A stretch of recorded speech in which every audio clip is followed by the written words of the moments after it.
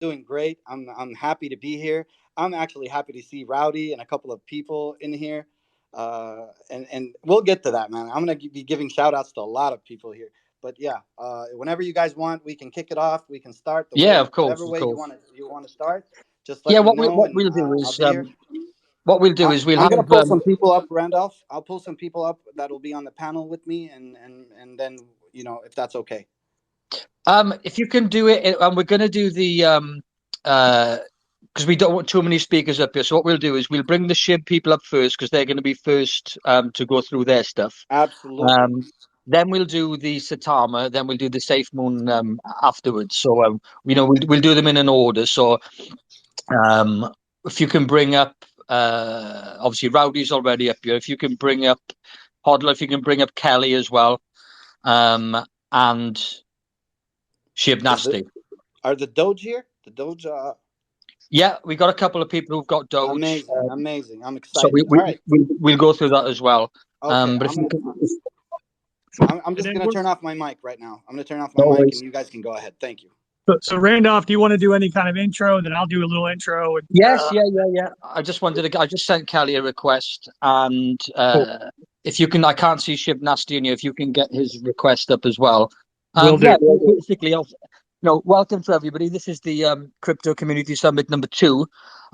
We had a good one last week, which we'll go through in a bit. Obviously, this is where four, strong, legitimate token coin communities we're going to, come together for various reasons.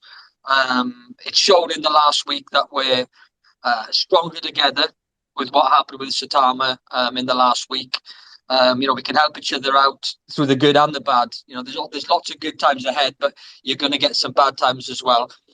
We can brainstorm, think outside the box to come up with new ideas. I've attended different spaces to get a better understanding of these other projects that are here today. Get to know the people, that run the spaces, find out why they're as enthusiastic about Shib, Saitama, Doge as I am, and all the SafeMoon people are in here about their projects. I've been into a few Shib and Saitama more than Doge this week. Great spaces, very informative. I was invited to speak each time.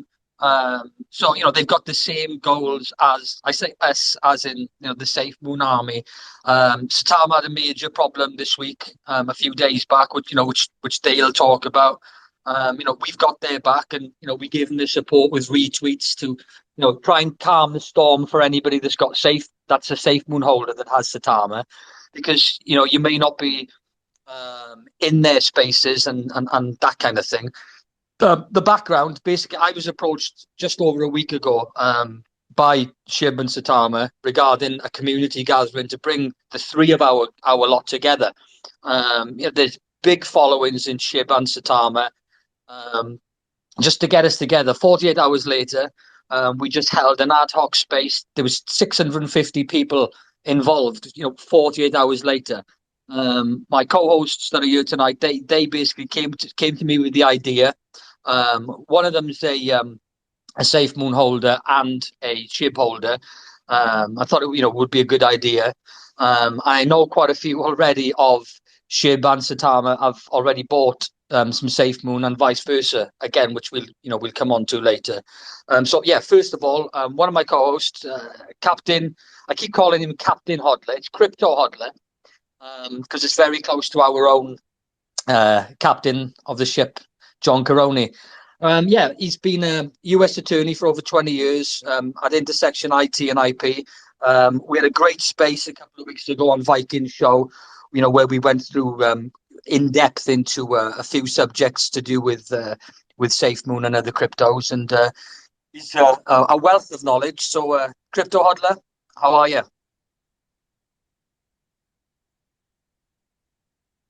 He's probably talking and hasn't turned his mic off.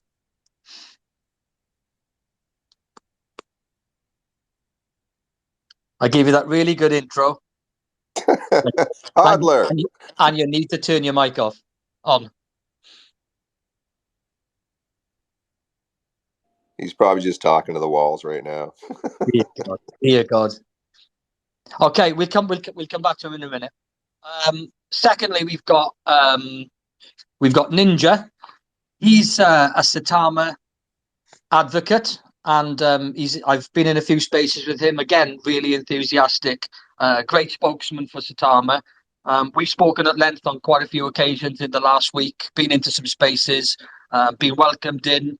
I know that he sat in and spoke on a few of the Safemoon spaces. Again, not mentioning Saitama, just listening in, talking about the community, because that's what this is about. It's not about somebody coming in from a project just to shill their own project. This is about the educational side and the community side. So, Ninja, hopefully your mic is working. How are you doing? Oh, absolutely. My mic is absolutely fine. Thank you, Randall. I appreciate it. I'm doing absolutely great, and I'm happy you mentioned this. I really, I'm gonna touch on it, and I want this to be clear to everybody. This is not a shill event. You need to understand this. This is way deeper than that. This is much more than that. We this. I personally, I would have never thought. I would never imagine that these communities would come together in one space in brotherhood and in solidarity and just be together, man. Just chop it up a little bit and talk about what we're doing and what we're about, and just really educate the people. And I've said this before, and I'll say it again. I do not have to be a Safe Moon holder for me to support their cause. I don't have to be a SHIB holder to support their cause. I don't have to be a Doge holder to support their cause. If these people are doing something good, I am supporting them 100%. I am behind them. You know what I mean? Especially if they're doing something good for their society, for their community. I am behind these people 100%. I see Shib Nasty coming up. So I'm happy, man. Rowdy, shout out to you, to everybody. And if you guys want to get this rolling, we can get it rolling. Yeah, basically what we're going to do is we've got these guys up here from Shib first. I say we're going to come on to the other ones in a bit. We brought some speakers up, which I'll introduce in a second from from the Shib community. We're going to try and do maybe 20 minutes to 30 minutes, going through each project from its infancy right through to where you are today, what the future entails. I hold no Shib, I hold no Saitama.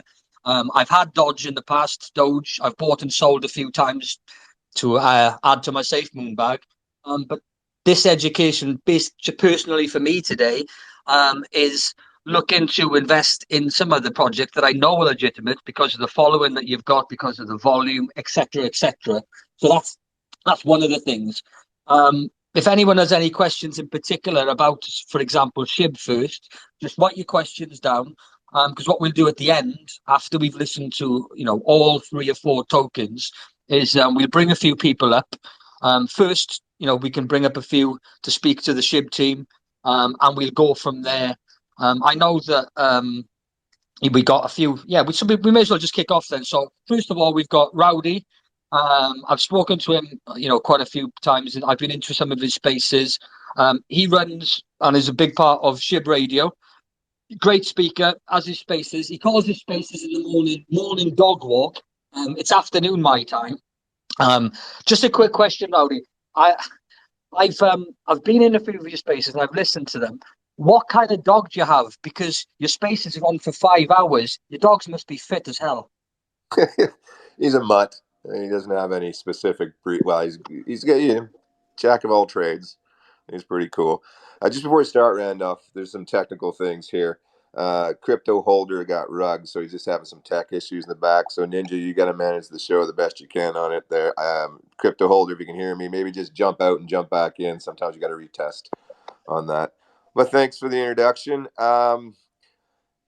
Rowdy, real quick, if you want me to pull up anybody, just tell me their name so I can pull them up. Okay? Yeah, no, I think just for to keep things moving along, we'll just keep it with Kellyanne and Shib Nasty for sure, and then if we have time, we can bring up a couple other people. There are a lot of representatives of the community, and first of all, I'm not a leader of any community. I'm just I'm a fanboy. I'm not part of the dev team or anything like that, and what brought me into the spaces was the community spirit. Obviously, I hold SHIB, and I kind of just got pulled into it without even expecting it. And I think our intent here. I don't represent SHIB Radio or anybody there. The opinions are all my own here.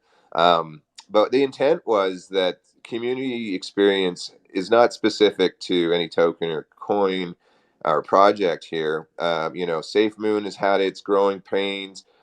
Doge has had its growing pains. Shibas, but the ape community, if you guys all jump in the ape community, they've been living this the longest, and they drag me in mostly to go and screw around, have fun, but also because they wanted to say, hey, we've lived through what you guys have lived through. And now I see SETA coming up, you know, they're doing the same things that we did. I mean, just the past 4 days, they've been having nonstop marathons to address issues that we've experienced as well. And that I super pump that, like, you know, I do hold SETA, and some people don't like that, but it's my money, so bugger off, right? But at the end of the day, it's the community stuff, like projects, tokens aside, and stuff like that. This is about community building, and the biggest thing is about bringing credibility to the space, like not letting it get hijacked by people that are there for ulterior motives, because it can mislead people. So we want clarity. You know, I'm super critical of every project. You know, I'm super critical of Safemoon. I'm super critical of SETA. I'm super critical of, you know, but that's not because I don't support it. It's just because I'm an investor and I want to know. And finally, I'm extremely satirical. Like, I will, if I make fun of you, it's a compliment. Like, you wouldn't be like getting upset because, you know, some big comedian on TV made fun of you. No, that's a compliment. If you got my attention, I make fun of you, it's because I got respect to you. But we got to keep it loose and light like that. Kind of like, not specific to SHIB. I'm just giving a bit of philosophy here. But when it comes to SHIB as a project, why am I invested in it? I'm invested in it because of the potential. Right? It's a relatively young project in the scale of 10 years of crypto. It's got some really promising projects coming up. They are a development team that's all volunteers. And when they started off, I mean, they were kind of like Doge. They didn't really have sort of a feeling. They're growing up. They've dropped Shiba Swap, which gave the message of, hey, we're serious. We're here for a while. The performance alone on the token is amazing.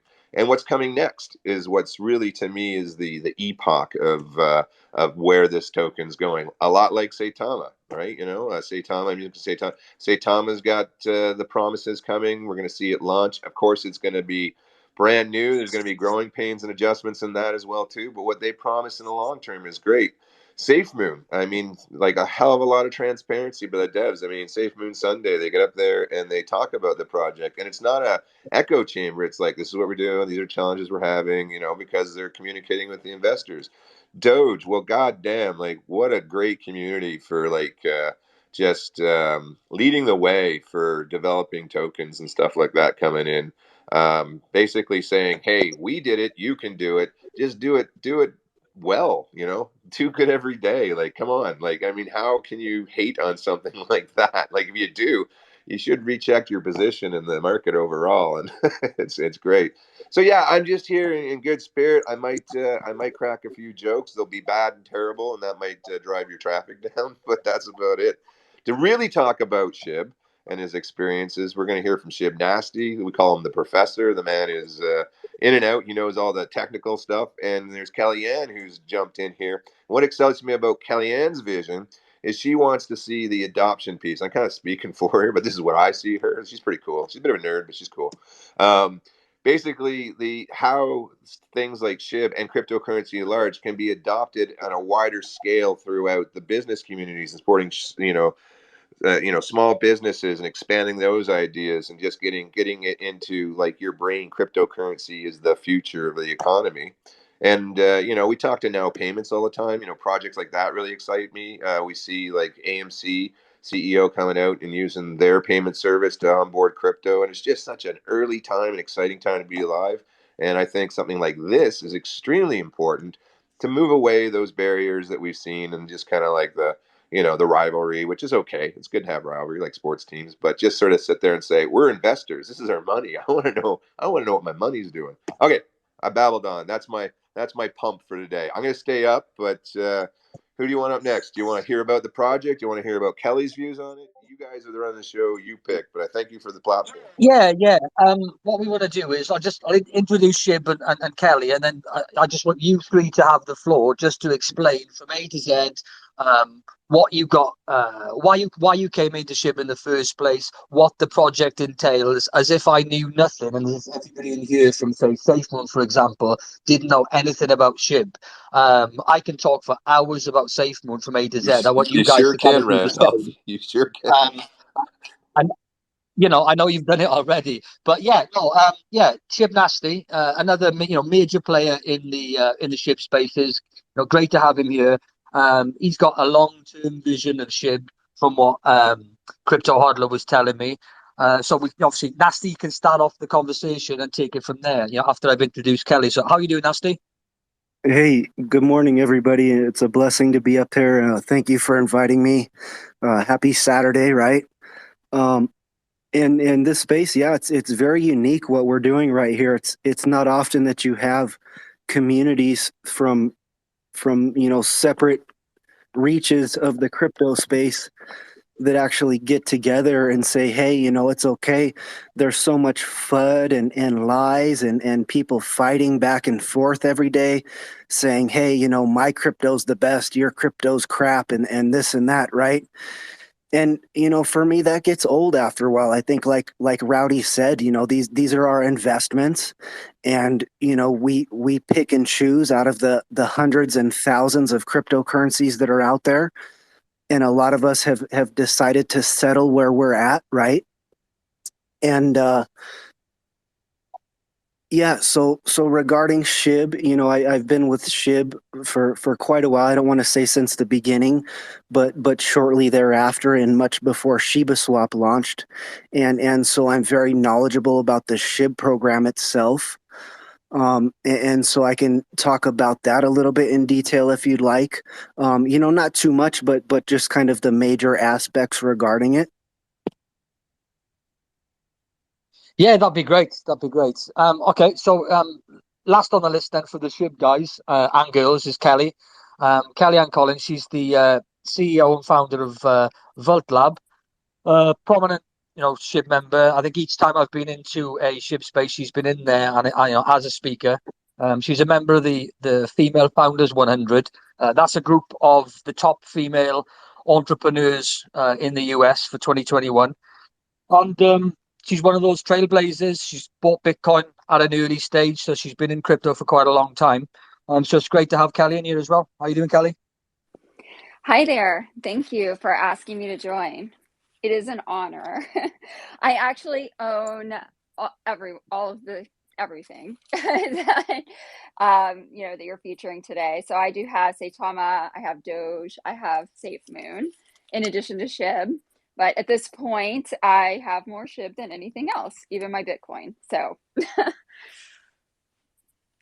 Excellent. Well, it's good to have you all on. So if we start off with Nasty then, if you could just go through, well, number one, what interested you in Shib in the first place, and then just between the three of you, take it from there right up to today. As you say, 20 minutes, half an hour, just to give an indication of what everything's about with Shib for all the people in here. There's a load in here that have got Safemoon, because we have spaces all the time. So if you could just, take the floor from here for the next 20 minutes. And the mechanics and the mechanisms behind the token are second to none. And so we can thank our founder for that, right? Our founder is who's known as Ryoshi, and he's an anonymous person that just kind of materialized out of nowhere and created this token, right? And you can draw a parallel to that to Bitcoin. Bitcoin was created in 2008 by Satoshi Nakamoto. And of course he's anonymous, right? Nobody knows his identity. And so Shib came along with Ryoshi. And it's interesting, the Japanese parallels too. Our lead dev right now is Satoshi Kasama. And these are all Japanese names, right? Like Satoshi Nakamoto, that's a Japanese name.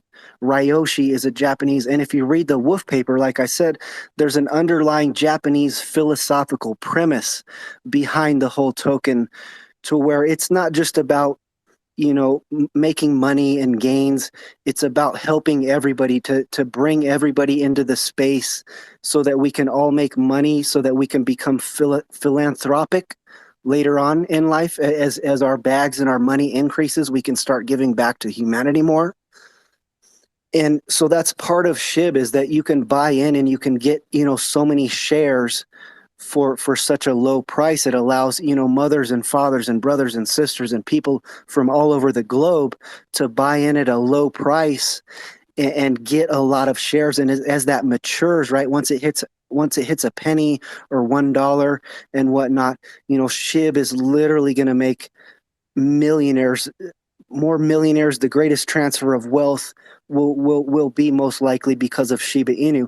And there's a lot of reasons to that, right?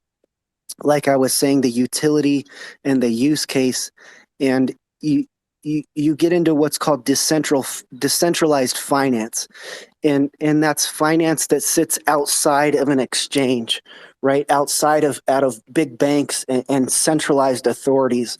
So your centralized exchanges are like Binance and crypto.com and Coinbase and all the rest, right? And they take profits from you, and there's a lot that goes on behind the scenes. Not only that, but with centralized exchanges, you have an actual a figurehead, right? Like the CEO of Binance, we all know him, right? And so with SHIB, you get into what's called DeFi. Like I was saying, decentralized finance. They have the Shiba Swap, which is a DEX. It's a decentralized exchange. And all of this sits outside of centralized finance, right? So you can come to this Shiba Swap, which is a decentralized exchange, and you can swap any kind of token for any kind of token, right? Hundreds of tokens for any kind of, whether it's Bitcoin for SHIB or Safemoon for Doge or whatever you want to do there, right? You can do that on the Shiba Swap, and that's something that SHIB has already implemented. It's similar to Uniswap. So there's Uniswap, there's Sushi Swap, and there's also Pancake Swap that services the BSC, the Binance Smart Chain tokens.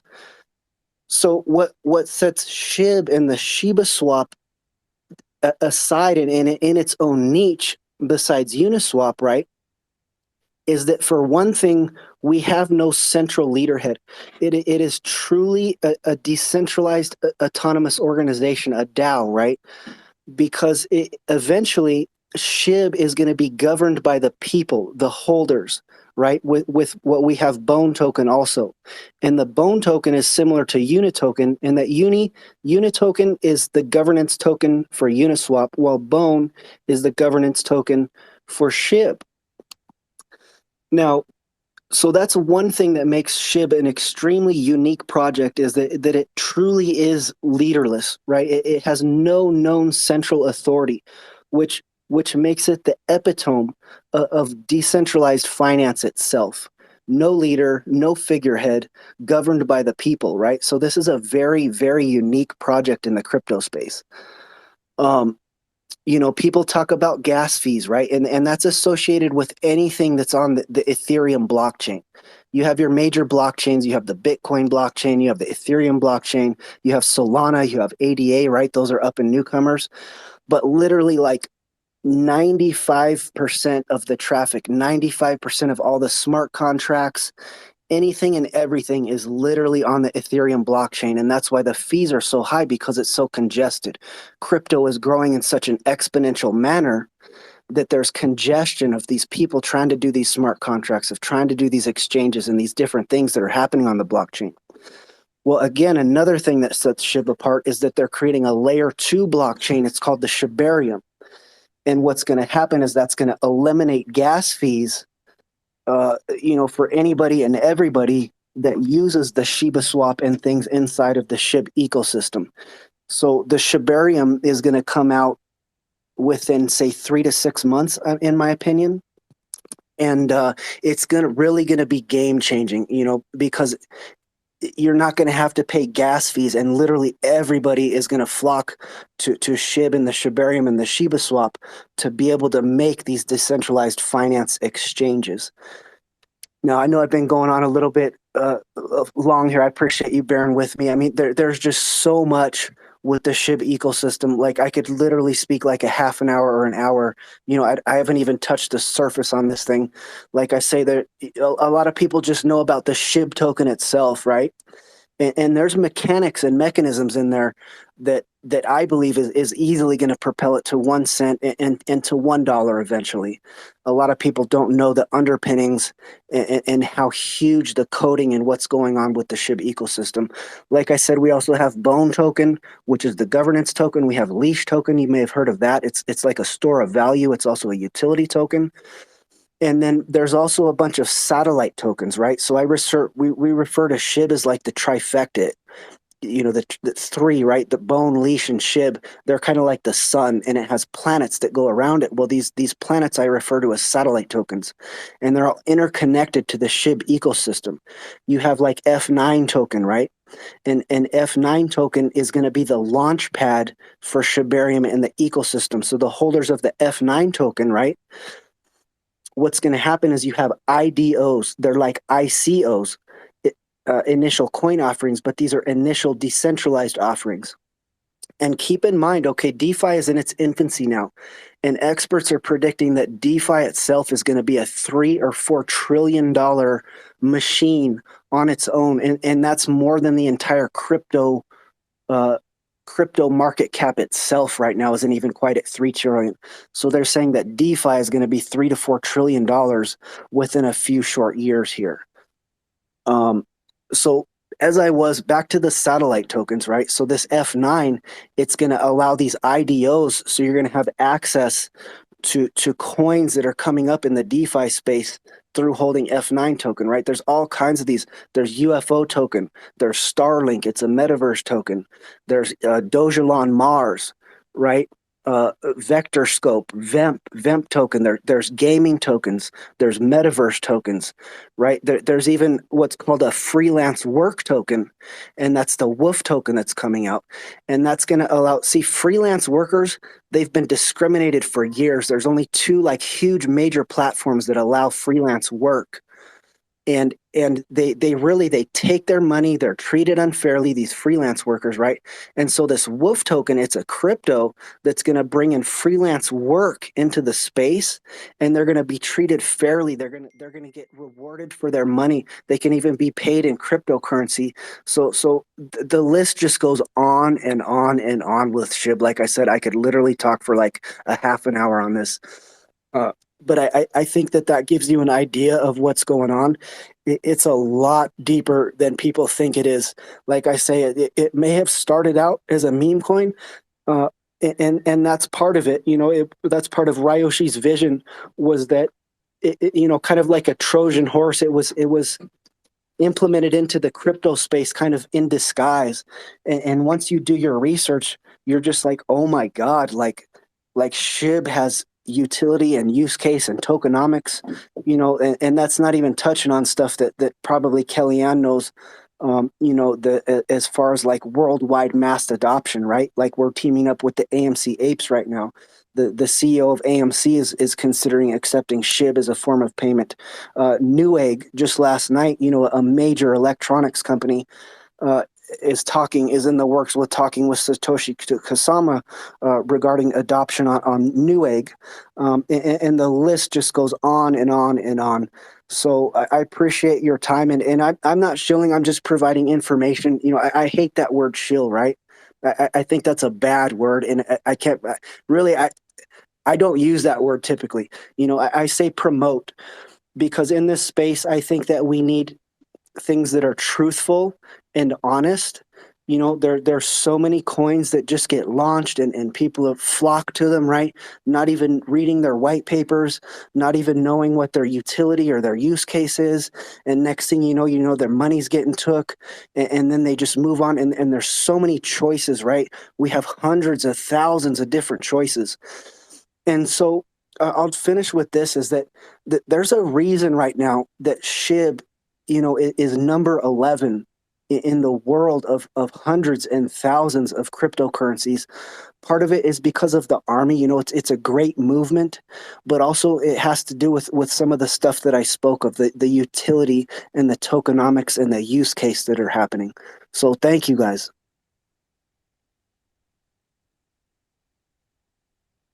Yeah, that's one of the primary reasons for bringing this space together. It's not promoting, it's not shilling. There's going to be 30% of the people in here, or 25% will already be with SHIB.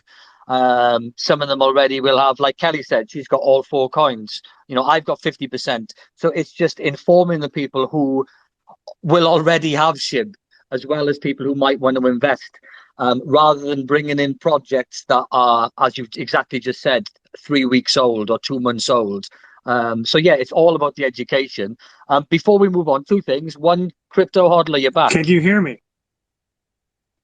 We can hear you now. Hey, Welcome. sorry about that. Hey, real quick, before you move to the next vertical, I just want to quickly just make a quick note on one or two themes, if you don't mind.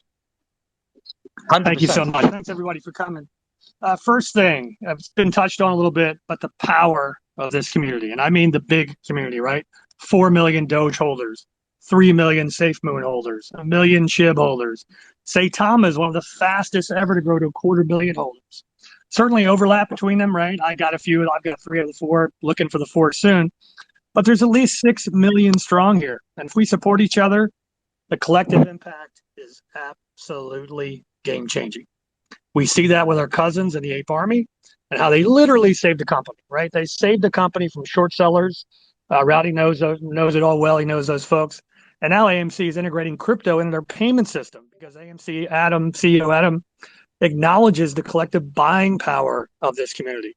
That power will grow. And as we do, we must stick together, not get divided by false rumors, right? And put out by other actors such as centralized exchange we won't name, but people have interests that are counter to ours. As you know, Chip Nasty was breaking it down on the power of DeFi, right? But the community's got to stick together. A prime example, just real quick, is a hit piece that came out in Saitama. It was a hit piece, big time. But the community fought back, right? And the piece got taken down. Sharp person talking about entry points and charts and channels. That's likely a day trader.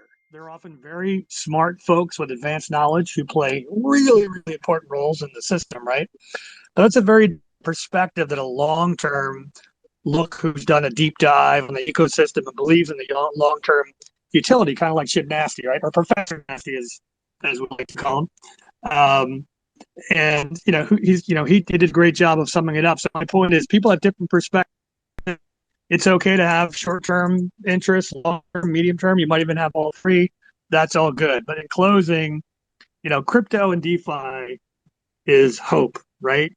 It absolutely represents hope for a better system, hope for a fair shot at financial independence, and hope for a much more just future for everybody, right?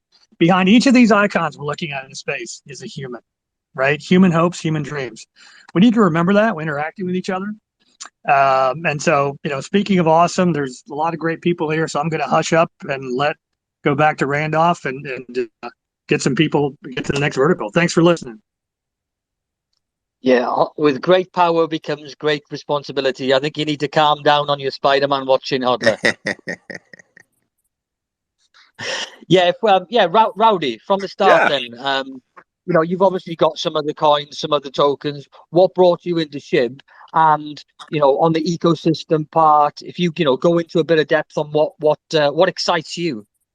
Well, I mean, I kind of touched on at the beginning, and obviously, I mean, how am I supposed to follow up on Professor Nasty? You know what I mean? On that stuff.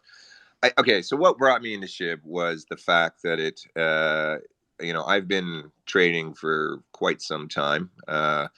And I stumbled upon SHIB because, it was initially really, it was not something that I thought was going to, go crazy. But then we saw what Doge was doing. Also, shout out to DJ Doge. He was down there. If you guys don't know who him is, he showed up.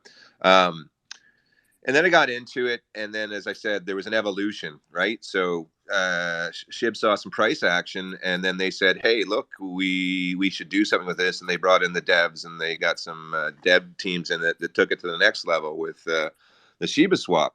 And, I'm critical about Shiba Swap right now because it's in its first sort of stage of growth. It is a bit clunky for a new onboarding person. But then I said, okay, well, what is the value of SHIB beyond that as it gets to that point where it's a better user interface? Is the fact that SHIB was such a great onboarding for people into the cryptocurrency market. Like Doge led the way. It was something that the average retailer said, hey, there's an option and an opportunity I can take because it's an affordable price. It's not intimidating. I'm not getting into environments where my voice isn't heard. There's community behind it. So I jumped into that. And then I just got invited to step up and start speaking about it. The biggest thing about SHIB, from my perspective of value, is it has gotten where it has to number 11, at one point number 6, flipping a whole bunch of different tokens with nothing but the community. And what I'm saying that is there's no advertising. There's no paid advertising. Any paid advertising you see is a spontaneous community initiative. They're not out there paying people. They're not out there, waxing hands and doing handshakes. This is all the community that's doing that. And it caught the attention then of the people we wanted to, because it was a loud voice. It was loud like Doge. It was loud like the apes. It was loud like Safemoon. It was, and now, I mean, obviously, Sata is very loud. Um, so that's really where I saw the value of this, is that it's a community token. It's not a shit token, or it's a community token that is powered by retail. And that in itself is sort of how I see the cryptocurrency market evolving into different asset classes. And that's what's really brought me to that. Plus, the development team is very active. I mean, yeah, they're anonymous, but so am I. That's the beauty of the whole beginning of crypto, right? There's no ego here. It's just voices in space. The fact is like this team is communicating. It's communicating through its moderators. It's communicating through representatives within the community. It's communicating through Discord, and it's listening to you, and it's bringing it to it, and then it's bringing in those community leaders in the traditional market that are listening to you. CEO of AMC, that guy listens to the community. He hears the community. He talks to them. He follows Kellyanne, by the way, if anyone didn't want to know. I know Kellyanne's very proud of that fact, but he listens to them. And then you get something like Now Payments. I mean, I was on my dog walk, and my dog walks are pretty unstructured, a lot of colorful language and opinions in there, which is just a trading swap. We just chew the fat about anything down there. CEO of the Now Payments drops in and says, "Hey, what's up?" I'm like, "Hey, what's up?" You know what I mean? And I want to know about you. And I said, "Well, tell us about you." And we're going to have some spaces with them in the future. And that really, to me, is the beauty of something like SHIB. And I think is going to be the beauty of, whatever comes next, is that it's retail power. It's being able to reach out and touch base and have a voice in those boardrooms that traditionally just try to tell us what we want to buy instead of saying, what do you want to buy? And that's really the power of it. Like, I can get into technicals and all that kind of stuff, but I mean, we got a limited amount of time here, but yeah. And I mean, shout out to everybody that's here. And Randolph, you saw that in the Safemoon community. We saw it in the Doge community. We've seen it in multiple different communities, and now the big bad boys coming and smacking FUD around with a up and coming token community. We everyone here that's up here speaking for their community has experienced this. Boy, have we ever experienced a lot of CMC FUD in the SHIB community. And boy, has the apes just experienced FUD like everywhere, because those guys just shake bananas out of the trees, right? We can learn from each other on these mistakes. And we can't win everybody over. And I don't want to win everybody over. I just want you to come up and have a good adult conversation. You hear me, I hear you. We might choose to disagree, or you might say, "Yo, you're out to lunch, dude," and I'll be like, "Yeah, I'm kind of out of lunch." You know what I mean? Which I never am. Come on, let's face it, I'm kind of perfect, but whatever. But yeah. I mean, that is the beauty to this investment to me. It's interactive on all sorts of multi levels. Yeah, that's about it. My dog's looking at me like, "Shut up, dude. Let the next guy go on." I'm like, "Okay, whatever." All right. The before we come to Kelly, two things. Anyone that's requesting, we're gonna do that at the end. Because once we've done the SHIB, we're gonna move on to the next one. So anyone that's requesting, Randolph, can we just do? There's just one person that wants to ask a question. I think it'll just add on to it just after Kellyanne goes. There's a guy named Space Cadet down there. He's in the queue. If you just get one question and then we move on, that'd be super awesome. Yeah, of course. Kellyanne, then, you hold all 4 tokens, so you're one of the best people to come to for an insight. You've already said you hold more SHIB than the other 3 tokens. So what made you invest more in that than the other ones, or was it more of a case that you were in SHIB before Safemoon and Saitama? No, I was actually in Safemoon and Doge before SHIB. So what happened is that first of all, I got sucked in by the community because the community is awesome. And I started doing, going to SHIB radio and listening. And I was like, oh my God, I love these people. And then I started digging around a little bit more. And then I discovered the charity aspect. and just, the developers, they're so kind, and just the work that they are, doing, the donations that they're putting in to support COVID relief in India. I mean, that really touched me. I was like, oh my gosh, these guys are also nice. Of course, like, we have a few weirdos, but that's okay. We love weirdos too. And, then I started digging more, and I started looking at the opportunity, the ecosystem. And then I was just like, whoa, like the mind blown emoji. So that was me. So then I started getting more into leash and bone in addition to Shib. And, with, even Safemoon, Doge, all the crypto, I'm just a big fan of crypto. Like the others, I believe that, digital currency is the future, because I mean, paper is so yesterday. And I mean, there's a lot of opportunity, not just for small businesses and brick and mortar businesses, or like, I like to tell a story about my cousin who's an acupuncturist, and the US banks just keep, locking down her bank accounts because she uses CBD. It sells it to some of her clients. So it's really good, for high risk businesses like that. Or, they're not high risk, but considered high risk by US banks. But, there's also opportunity worldwide. So you look at like low and middle income countries, they can't afford to set up their own, currency system. So, I really look at crypto as a future for them too, because it's already built. So they're sort of my my path down the rabbit hole, and like now I'm in here. And I'm definitely not leaving. And and I love the other communities too. I love the other cryptos, but like I think, my heart is with Shib. So, and I'm just staying up to date. I would love it if everyone used Shib, yes, but I know, we also have Doge, and I have Saitama too, and also Safemoon. Like I do love the Safemoon guys, but as far as the charity aspect, the developers and the community members I've met, like Shib is my number one. Yeah, it's funny. I think the stories from each token is there's going to be a lot of similar comparisons with starting at the beginning, with the FUD, with the getting into one community more than another. I think it'll be very similar all the way through. But yeah, no, and I get the charity aspect of your side, because I had a look at the company you run, so I can see why you went in on that side. So yeah, no, great. Before we ask the question with safe cadet, yeah, if people can retweet this space to get it out there, we've already got 600-700 in. So obviously Saitama's next. If you can get some more people in to listen to your project, that would be great. Space cadet. Hey guys, can you hear me? We can. Don't fumble the ball, Space Cadet. I appreciate you having me up here, and I appreciate you hosting this space. This is awesome to see. I'll start with saying last year when I saw Doge really taking off, I was super against it, and it kind of upset me because I took it as a joke, and I was pretty into crypto.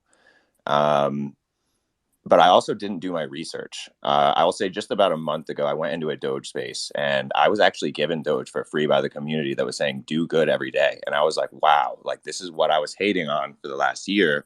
And I had no idea what they were doing. Right. So a few months ago, I had found Safemoon, and I saw the developing team. I saw the promises that they were making, and I saw that they were delivering on the promises they were making, even though I heard a bunch of FUD about them. I stayed convicted because I've done my research. I went into these AMAs. I heard them come out every week and say what they were going to do and what they were doing. And they're trying to create a more safe space in crypto, also with the deflationary coins. After that, I found Shib, which I bought a small bag of, mostly for a flip play because I expected it to be all based on hype, right? When I came back to Shib when it was launching and I looked into it, they had really transformed from a meme coin into a whole universe. So they came out with the NFTs. They're making NFT games. They have like Shib Nasty was saying, the trifecta.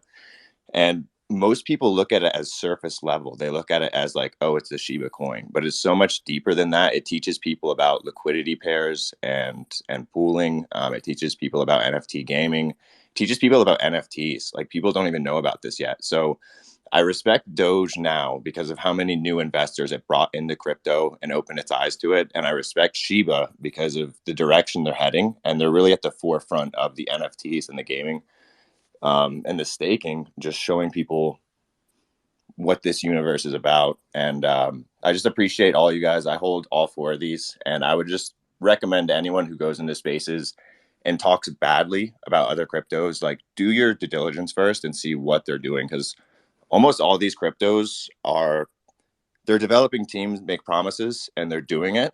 They're audited coins, and they're at the forefront of what they're doing. Like, they're the leaders of the pack in this new space. So just do your due diligence and try not to be so hard on each other. I'm going to be hard on you, though, Space Cadet, just because I love you, brother. That was nerve-wracking with this many people in here, bro. Again, it's the same with what you just said there about Doge. You know, when I first was in there in 2015, you know, Bitcoin, ETH, XRP, and when Doge came along, it was a joke. You know, even the developer said this is a joke, and then it started taking some market share. But eventually, I bought and sold a few times. Which gave some extra investment for Safemoon and a few other things, but. Yeah, I think the main thing with Doge in the last probably 18 months is the amount of new investors that have come into the industry, not just for Doge, but into the crypto industry. It's made a huge difference. Obviously, you've got Elon Musk there, who's like a front runner in crypto and developing lots of different industries. But yeah, I totally agree with you on on everything you said there. So thanks for the insight. It's just amazing to see everyone come together like this. So I appreciate it again, what you're doing, and I'll hop down now. Yeah, no problems. Thanks for coming on. Anything to add there, Hodler, before we move on to Ninja and the Saitama guys? Yeah, I just want to say I love what's happening. I just want to really quickly, I don't know how much time he has, or Rowdy, if you talk to him, but if Shannon is there, maybe Shannon. Oh, he's Hello? here with he's here with his brand new picture. I would bring him up for a quick shout out. Yeah, I'm up for that. I'd like to bring him up. He's a multi-coin holder with a big 30,000 foot view on macro and all that kind of stuff. Is that cool? Yeah, of course. Yeah, bring him up, and then we move on to Saitama straight after. No problem. Yeah, very cool. Shannon, I'm gonna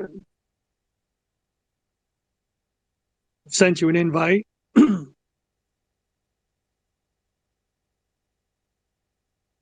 Sometimes things get delayed. Rowdy, you want to do a little freestyling while we're waiting on that? Well, I'll set up Shannon's stage. He looks pretty in his new picture. Shannon came to me and another couple of community people, and like he's a trader. He's a trader, a trader, and like I like what he speaks. He represents his own vision. Again, guys, he's here. He's giving his own opinions, and I'll hand it over to pretty boy Shannon. Hey guys, I wasn't really expecting to speak, but I love the energy in the room. I'm actually a holder of 3 out of 4 of these, and based off what I've heard, I'm actually going to look at Safemoon this weekend. But ideally, I come from as a candidate for a U.S. Senate seat. What is important to me is that these communities all come together, so that when we're looking at government regulations or different entities, exchanges are overstating their hands or publishing information that's not correct, we have to come together to find the best way to deal with some of these. And it's always best to do it without government regulation, because the more you give government, the more they're going to take. And we're at a critical aspect in cryptocurrency with the introduction and the signing of the infrastructure bill, which is now law, right? We have until 2024 to get representatives into the government that will help us protect our crypto assets, because right now the government's looking at it as a way to, pay for the infrastructure bill. it's going to be free because they're trying to take all the money out of crypto. So, ideally as a community, whether we're Doge, SHIB, Safemoon, Saitama, any of these other tokens, we're going to be a lot stronger together than we are, throwing FUD across the wall. And that's really all I have to say. I can tell you why I'm in SHIB, but most of it is community. And I started my homeless veteran wallet in SHIB pretty much just because it was like a what if. Didn't do research or anything. It was just it was very cheap. I kept hearing the community. I put some money in there. It blew up. And now I have a very nice bag that I'm going to be donating to homeless veterans. And the story's not over, right? It can potentially skyrocket and really add some serious love to a community that I care for.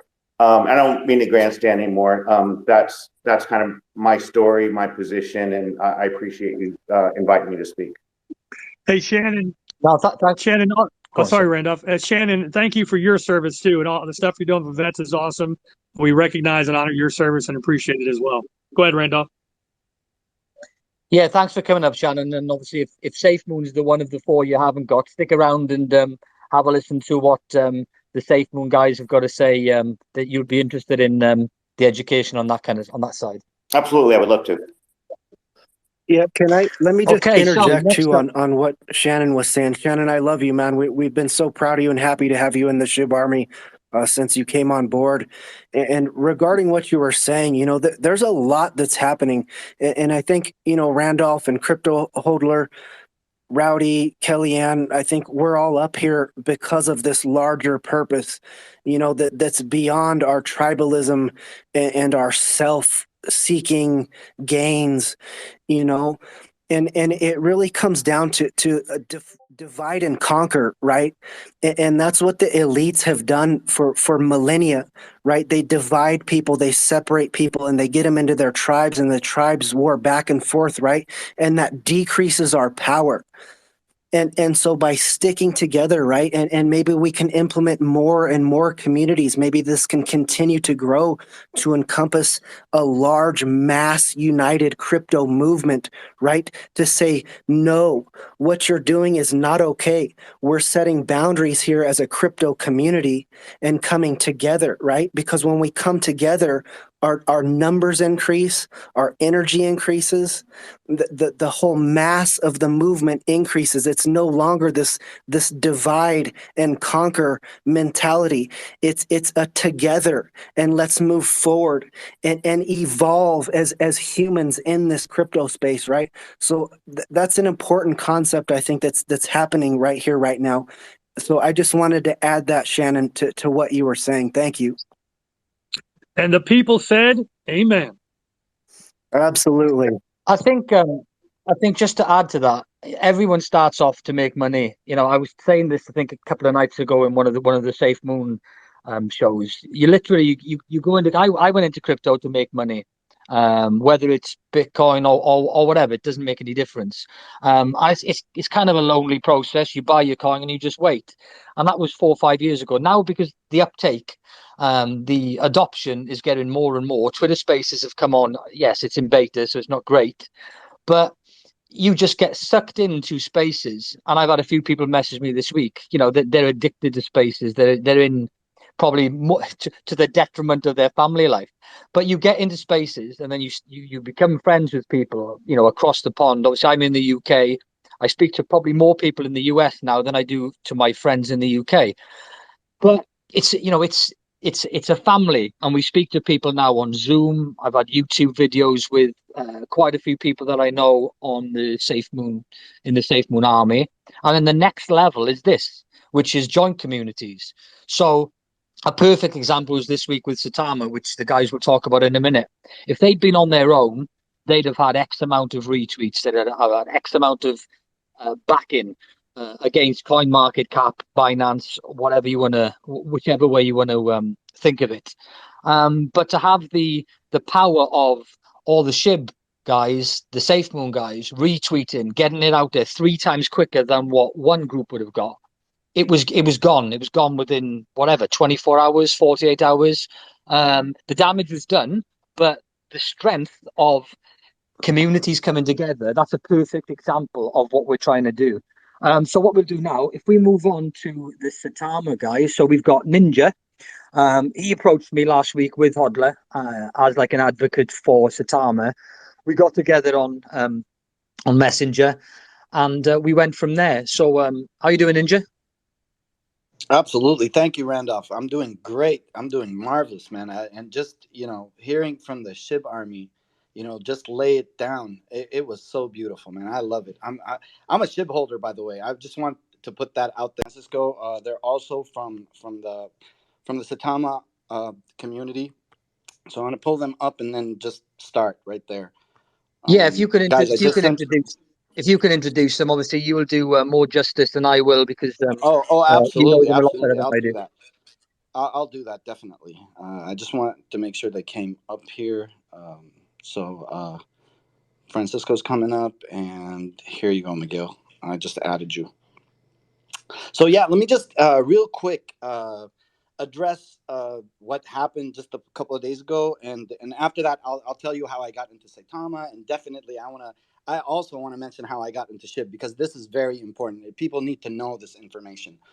So we've seen the action 2 days ago, and it's just clear. And I really don't want to go long on it. It's clear. It's plain sabotage.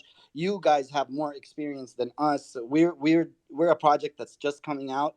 We're only 5 months old, and you guys have seen it all before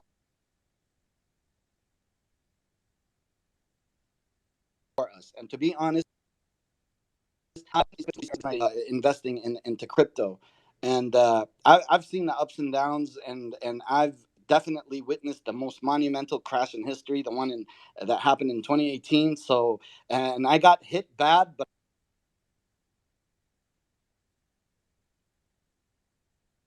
You're I'll tell breaking you up a bit, Ninja. something. You're a bit in and out. You're a bit in and out. Can you? Can you hear me now? I'm trying to adjust. I'm fixing. That's Can you better hear there. me You now? better there. Okay. So real quick, guys, I want to give my story with Saitama. Definitely started a couple of months ago. Like I said, it's a very very early project. We just came out. It's very new. It's young. It's like a baby learning how to walk. But I'm telling you, from the minute we hit the ground running. You know what I mean? What happened was I have a brother of mine that me and him are always on crypto, and we're always discussing crypto and everything. And when Shiba first came out, and this was like, I think, you guys correct me if I'm wrong, was it over a year ago? Am I right? It was over a year. Um, my cousin in the States calls me and he says, "Listen, you need to know about this thing called SHIB." And at the time, there were certain people that I was listening to, like YouTubers, influencers, whatever. From the get-go, SHIB was getting hit bad. They were hitting them bad. And so it kind of deterred me, right? Because I apologize, I didn't do any due diligence. I just went with it because these were the people that I listened to with my other investments. um, but just a couple of months ago, my brother calls me up and he says, "Listen, we need to sit, and I need you in here. I need to see you. I need to talk to you." And I visit him, and of course he's the one that introduced me to Saitama. But then he said to me, "Listen, I need to explain to you SHIB," and he got me on the swap. And believe me, in a blink of an eye, like as soon as I saw the ecosystem and everything that Shibnasty has just explained, I immediately jumped on it. And I was like, I was so dumb not to read that white paper. So this is just an example for you, and a lesson for everybody to learn from. Look, if you hear anything bad about any project, do your due diligence. Please go read about it, read on it. Okay, I'm gonna real quick move on to why I got into Saitama. The major thing that got me into Saitama is something that they're doing in the medical industry. They're really revolutionizing this thing, and I know McGill is going to be speaking on this in a minute. And by the way, McGill and Francisco are one of the people, some of the people that I met in the community, the first people that I met in the community. and we're always talking about our project, always, every single day. We're talking about, we're trying to get to the moderators, trying to get to the dev team, we're always on the AMA. So we've been chopping it up together pretty much, about Saitama. The reason, I want to touch a little bit on what they're doing in terms of the medical industry, and then I'll pass it to McGill, and McGill, you can touch on the Seda mask and all the beautiful aspects of that, and the Sida City, and how it has real use cases in the real world. It's just mind-blowing stuff. So basically, when it comes to the medical industry, Saitama has partnered with Lily Finance, and Lily Finance is also a deflationary token. And basically, they are integrated into the medical system in a way where you can actually pay your medical bill with your crypto gains, right? So that, to me, it really spoke to me. Apart from that, they are doing the same token, the Lily Finance token. Like I said, it's a deflationary. So whatever burn, part of that burn goes to the wallets of young cancer patients. So this really spoke to me. When my brother was showing me all this and showing me also the Seda mask, and it made sense to me. Look, it's a win-win. I get to help people, and I get to support people who are who are suffering, but at the same time, I'm making gains for myself, and I'm just helping in general. This is just a small piece that I'm giving here. There's a lot more that we're doing with charities, and obviously I've seen what she has been doing, and I know what Safemoon is doing, and I don't want to ruin it for you, Randolph, but whatever you guys are doing in the Gambia really attracted me, man. That really I'm all over Safemoon right now. So I'm just gonna give you a real quick introduction about Saitama itself as a token, what it is, because I think there's a lot been going on about the token, and the company behind it, and the dev team, and Russ himself. And I salute these people. Oh man, I respect these people. They're amazing people. The work they're putting into this is phenomenal. So like these other tokens, the decentralized tokens, Saitama is a DeFi. It's an ERC20 token built on the Ethereum blockchain. Initially, it came out, and this stuff you can read in the white paper, but I'm just throwing it out there. Initially, it had a supply of 100 quadrillion tokens, of which 50% were immediately burnt. They have 4% of the remaining supply locked in liquidity, and then the remaining supply was fairly launched on the Uniswap and other exchanges. We've been making really big moves. You can see we're hitting a lot of exchanges, and definitely we're coming up with our own.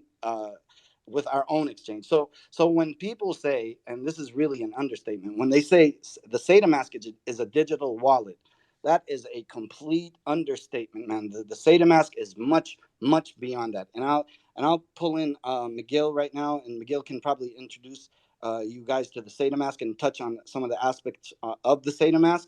And after that, maybe Francisco, if he'd like to pick up pieces that we might have missed, he can go ahead and do that. So McGill, if you want to do that, brother, go ahead, man. The mic is yours. Good afternoon to all, or good evening, or good morning, whatever your time area is. First and foremost, I am a roaming wolf. I'm a wandering wolf.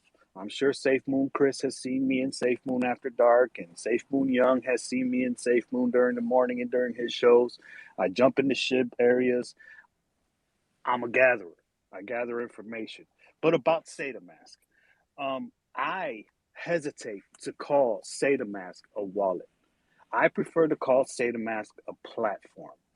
The vision behind SataMask is ease of use and ease of trade. Saitama as a token, the vision is to revolutionize crypto finance and revolutionize the medical industry in the form of payments. SataMask is going to be designed to be a multi-use platform wherein you can go in there and you can stay DeFi if you like, or you can actually buy tokens that you want directly by applying fiat to the token. There will be a NFT maker, NFT trade platform in there. There will be a marketplace in there where goods and services can be purchased using crypto. There will be Sata Edutainment, which is basically an educational and entertainment platform to teach. If you read our white paper, you will see in our white paper that part of the vision of Saitama as a group is to educate the next generation on managing use and the importance of finance. So one of the main goals of Saitama as a company was to reach out and revolutionize the education of our youth and our next generation as far as how to manage their money, how finance works, how crypto works, how the whole crypto ecology and ecosystem works. So hence is going to be the SATA Edutainment Center. On top of that, we have the SATA chain coming, which is the blockchain. We're going to have the SATA exchange coming as well, and SATA City. SATA City will be a virtual reality city wherein you can do everyday things that you can do here. I mean, if let's say Rowdy and I want to catch a concert, well, we can meet up in SATA City. We can buy the ticket using our tokens, and we can go to the concert together. Say you're walking down the street in Say the City and you walk by a shop and you see a shirt that you'd like to, you want to throw it on your avatar. You think it's a nice shirt. So you go in there, you purchase the shirt, and the shop's going to ship that shirt out to you in real life too. So Say the City is going to have huge implications. We are trying to revolutionize the ease of use and the ease of trade in the crypto sphere. And that is the reason why, I feel, in my opinion, that we are receiving the attacks we are, because what we are doing is threatening the structure of what is in place now. That ease of use is going to eliminate a lot of things like gas fees, like the loops and bounds that you have to go through to buy your favorite token. On top of this, above and beyond this, or part of this as well, is the staking system that SataMask is going to provide for early holders. When we as holders, as Saitama holders, migrate our tokens into SataMask, there's going to be a stable staking reward, which is 5%. Now, keep in mind that you're receiving a 2% reflection throughout this whole time. So we're at 7 just because we put our tokens in there. If we promise not to sell and stake for 30 days, that's an added 2%. So you're at 9. If you promise not to sell and we say 60 days, that's 4%. So at that point, you're at 11 total.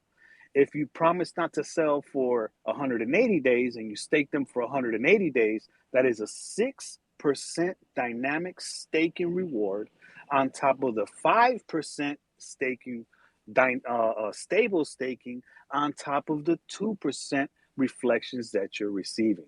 So ideally, SataMask is trying to revolutionize and change the way that we reward our early holders and we reward our investors for being a part of this vision that we're going on together. I hope this helps a lot of you to understand a little bit about what's coming. Right now, SataMask is in the CertiK audit process. Many of you who've been around for a while know that the CertiK audit does take a while. We did have the launch party to celebrate the completion of the SataMask. We were hoping to launch it, or the devs were hoping to launch it at that time, but the CertiK audit hadn't come through. So we're waiting on the CertiK audit. SataMask is complete. We have been reassured by our dev team. We have been reassured by Max that SataMask is complete and ready to go. We're just waiting for that audit, and as soon as that audit is complete, SataMask will be launched. And then we as early holders, we're going to be able to get our staking rewards getting in there.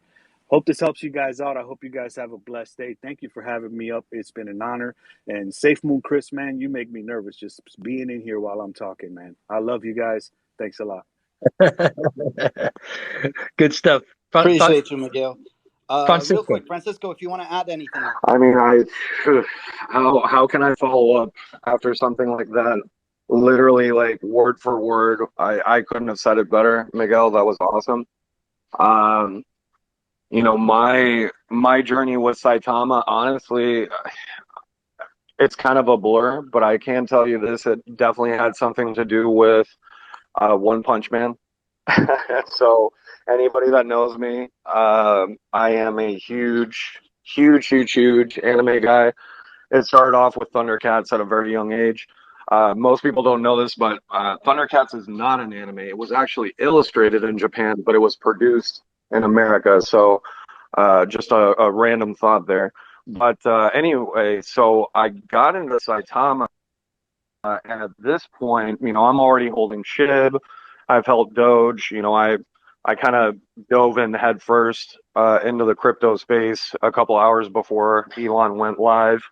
Uh, but long story short, I got into Saitama afterwards because of the whole anime uh, appealing factor, I guess. I saw the logo and I was like, oh my God, Watchdog. But that's neither here or there. After some careful, studying and just, educating myself, because at this point I already knew what I was doing, kind of half-assed, but then everything kind of sort of started clicking, in terms of, we're in the Ethereum network. It's the number two, right? It's the king of DeFi, as they say. But literally every single project that is on Ethereum, these are premium projects. It's on a premium network. There's there's no doubt in my mind that this is probably going to be one of the most used spaces in cryptocurrency. But with that being said, it's just opening up the possibilities to so many things, like what Miguel had mentioned, what Saita Ninja has mentioned before, and it's not just unique to Saitama, right? Other cryptocurrency community projects have that same capability and already have that capability. We're all doing uh, what we know and love, and we're spreading that love throughout our communities, which is fantastic to see from all the groups that are here right now. It's just an amazing thing to be a part of. But as far as Saitama is concerned, I mean, I started getting into the reflections, the tokenomics. At this point, like I said, just everything started coming together from a Saitama standpoint, but more so from a general understanding of how DeFi works. So all of a sudden now, fast forward a few months later, I'm on exchanges, whether it's Ethereum, whether it's on Binance. It's just an amazing time to be alive. This is life-changing stuff that's going on right now. This is our generation's gold rush, right? We have the opportunity to literally take back what's been, a millennia of abuse, as Ship General said, Professor, sorry, uh, and just the wealth redistribution. And I know that in some of my earlier spaces, and I just want to share this experience real quick. Somebody had mentioned that, how are we going to get back control? And I'm not trying to make this political, but as far as the world used to work prior to this shift, because we are in a shifting pattern right now. Big banks, they get all the money from, each and every single one of us. Everybody here, it's safe to say, has a bank account for the most part. We have to pay, fees to get our stuff in and out. They give us ridiculous returns on our investment, really crappy interest rates, and it's been happening for way too long. And how are we going to get out of this, right? Money is the root of all evil. How is this going to help everybody out? Well, in that capacity, I firmly believe that, money is not the root of all evil. And if it is, guess what? It can also be the root of all good. It just has to be given to the right people with a right kind of vision. And, we need to regain that power, not just for ourselves, but for future generations, because it's just getting worse and worse and worse every year. We're inheriting debt, guys. That's really what we're inheriting. In order to break that cycle, there needs to be mass adoption for this amazing utility that we have at our disposal right now. And it's going to change the world. It already is. You're seeing all kinds of adoptions happen across the board. I, just like everybody up here, I could talk about this for hours. But I just want to say one last thing. It's, keep doing good and good things will happen. And guys, I really appreciate the opportunity for speaking. I'm always up for discussions or debate. Uh, I'm here for you guys, and I am definitely looking forward to the Safemoon panel because my cousin is big on Safemoon, and I've been curious about it ever since I spoke to him about a week ago. So very excited to hear that portion. And Randolph, Saita Ninja, Crypto Holder, uh, Rowdy, Kelly, Ship General, Miguel, Melissa, I see you. Crypto King, I see you. Texas from Chicago, I see you. J Squawk, I see you. Charlie, I see you. Wes, my boy. Wes, my boy, I see you. Thank you so much, guys, and looking forward to the next one. Thank you. Yeah, thanks for coming up, Francisco. I say we're all in the same boat. I've harped on about this in our spaces regarding banks and exactly what you've just said. We pay them for a bank account, they take our money, they invest it, they make the money, and they're charging us for it. That's a simple two sentence. That Randolph, means yes. can I just one last point I want to say that Yeah, fire away. and this is directed to the Safe Moon, the Safe Moon community. Um, when this unfolded, when the past couple of days, when this thing unfolded with Saitama, and it was plain sabotage. I went to my phone and I was like, okay, what the hell is going on? And I'm looking at it, and then I was like, okay, I need to jump in a space and talk to the community and just calm them down because we know that it was plain sabotage. And when I jumped in my community on the space, the first face I saw was your face, Randolph. I saw you right there in my community. You know what I mean? And I jumped on the mic and I said, give this guy the microphone now, right now. Just give him the microphone because I can't believe that this is happening to us where we as Saitama holders and we as the wolf pack, we're coming together. And for somebody, a prominent figure from the Safe Moon community comes to our space before even I got there. I gave you the mic and then it hit me. I was like, no wonder. And I want to put an emphasis on this. No wonder these people just got the award that they got for the best community. Brother, I love you. Is he requested?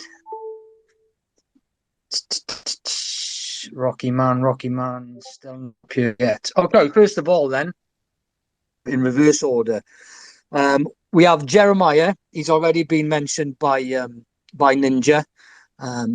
He's on the show. He has a show Monday to Friday. When I say a show, I'll give out a list at the end. With Safemoon, we've got a private group of people who head up spaces. Jeremiah is one of them, and he's got his own show. He can go through it in a second anyway, but he's a great member of the community. Every space that we've got is different. Viking's not here today because he's working. He does a show purely about education. So for 2 days he'll research a subject, whether it's macro IoT, smart mesh networks, anything that's SafeMoon's got in the pipeline. He'll educate himself and then do an hour and a half slot pretty much on that subject. Jeremiah is completely different.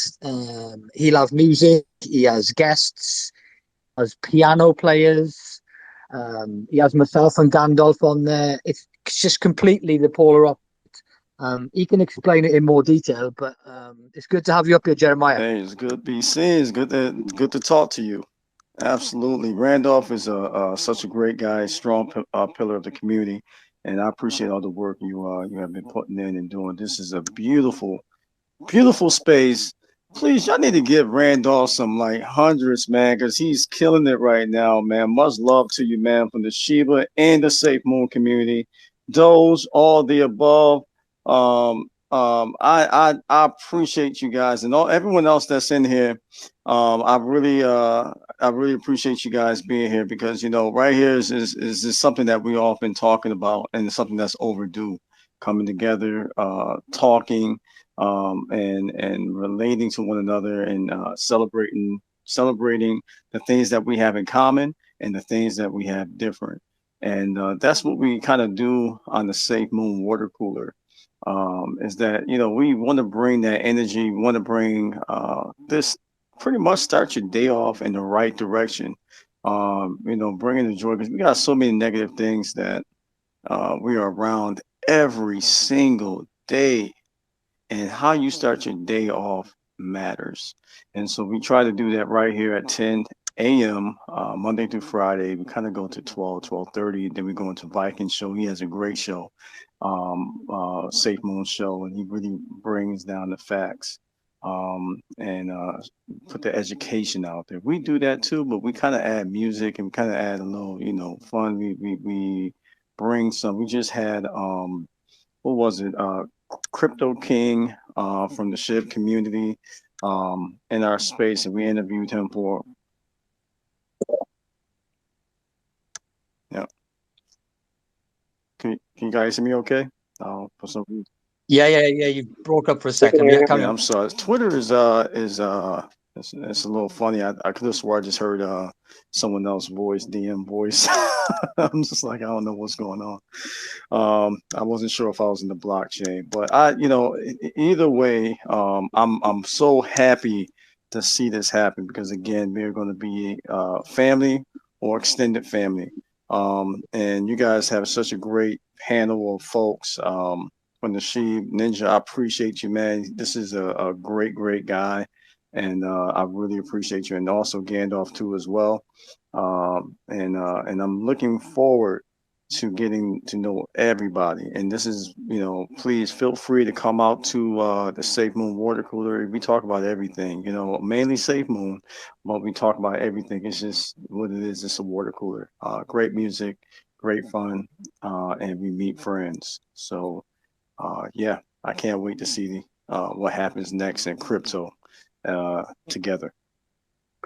I've been in the water cooler. Okay, I've been in the water cooler a few times. Great job over there, man. Oh man, thank you. I really appreciate it. I truly, our co-host, Shrimp, KD, and also Kenbot, she's on there too as well. We got Don, he's in there too. He's running for governor in 2026 in South Carolina. Not governor, mayor. Forgive me the town that's not coming to me. But we try to just have a good time, man. I really appreciate you showing up and being. No worries. Okay, next up we got Rocky Man. He's another one who's in our private group. He's got his hand up already. He goes down rabbit holes for Safe Moon, looking at different aspects of everything in the background, and tries to piece things together with a couple of the other guys in the DMs. And we don't know whether they're right yet because the big announcements haven't come out. So welcome, Rocky Man. How are you? Pretty good. How are you guys doing? Great space. This is the first kind of space I've been in where I've actually had everybody talk about other tokens and coins and everything. No kind of Sheeb space, no Doge, no Saitama. So when I say stuff, please know I usually shoot from the hip, and when the bullets come out, I can't get them back in. Sometimes I'm not very PC. Let's say that for a Canadian. Anyways, I'll say this about Sheeb. I didn't know anything about the community. I still barely, except for that gentleman talking at the beginning, talking about what they have going on and what they have coming out. I think I know about Doge, and I still know probably, like our CEO says, and our other people in the dev team, I probably know about 15% of Saitama. The first time I heard about Saitama was when that bullshit, I'll just say, excuse my language, FUD came out the other day. Coin market cap. They just love not necessarily stabbing you in the front, but they sure like jabbing you in the back. And we have dealt with that for 8 months with our incorrect ranking, 203 and higher. And I mean like 230, 240. They ranked us properly the other day for a whole hot minute. I'm seriously talking like a minute. People got screenshots. We're at 80. And yeah, everybody in here has all got a taste of the FUD.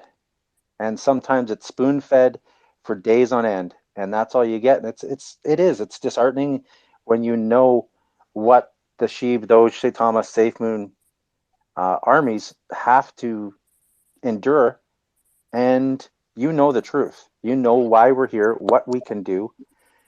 And yeah, a space like this is fantastic for really showing, because I kind of dipped my feet in the water with Ethereum when this first started, and that was in April.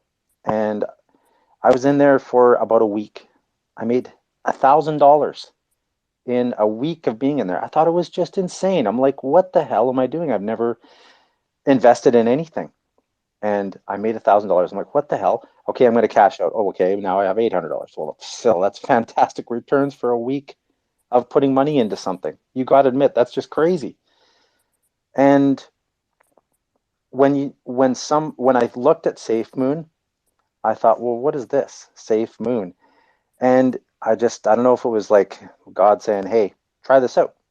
But a friend that I hadn't heard from in, like, I'm talking decades from high school, he messaged me and he says, hey, have you heard about Doge? My buddy that we went to school with, you don't know, he has been in Doge. And I saw his wallet, and this is over a course of a conversation over a day. He's in Doge. He showed me his actual wallet, and he's got $3 million. And I'm like, what the hell is this train? I want to get in on something like this.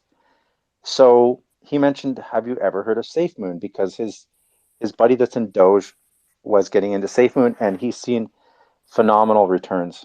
I know I keep going on here, so just feel free to shut me up, Randolph, because I go on. But the amount of money he had made from it, because he got in early. And he says, if you want to get in something early, get into Safemoon. So yeah, I'm like, let's do it. Let's try this, I said to myself. So I bought my first like 500 million, and it was just before the all-time high. And then I bought at the all-time high, and then boom, it went down, down, down, down, down. And that's you buy when other people are fearful. You have to be greedy. And if a lot of you weren't greedy, you wouldn't be in the position you're in right now. You wouldn't have the returns you have right now. I held and I listened. I really got to thank somebody. I don't know if he's in here, RJ Adonis.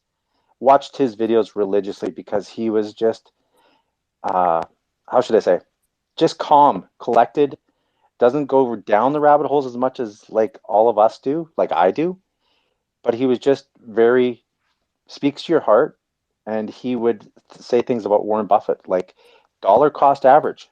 And I dollar cost average. And I'm in such a position right now with Safemoon that I am going to be generational wealth if this does what I think it will do. I have all my faith in this project. There are people that are in this community, and I'll end with this so I don't go on forever and just beat a dead horse.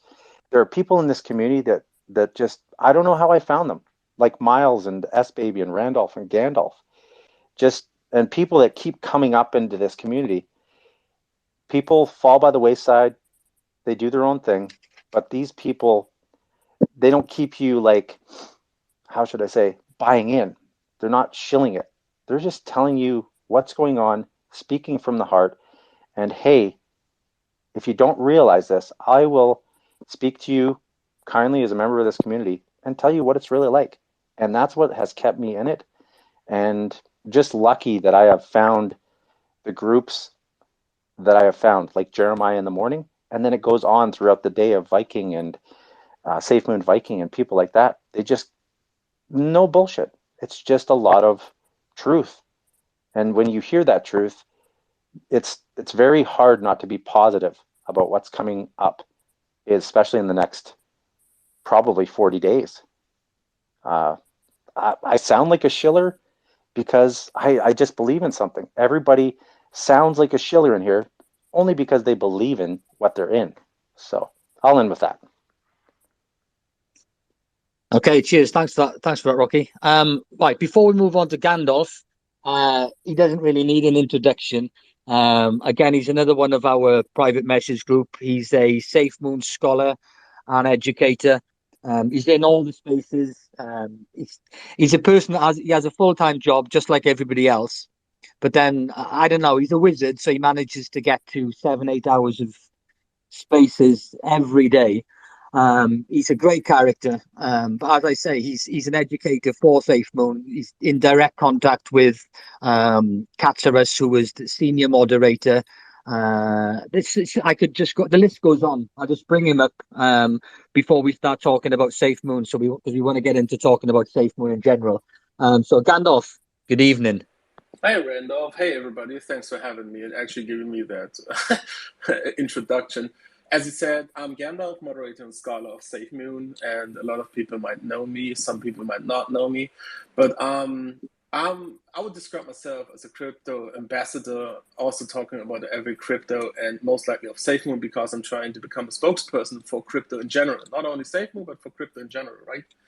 So before I want to touch on Safemoon, I want to touch on the different projects that were named here. And I don't want to just make it in a too long monologue, but I just want to just go from project to project and describe how my future projection in that kind of cases and why I love to actually listen to this kind of spaces, because thanks to you, Randolph, and everybody else, but especially you today, Randolph, this is a thing which is necessary in DeFi, as DeFi is known as the most rogue and sinister place in crypto for people to create scam coins and get money of other people out and just try to just rob them all over again.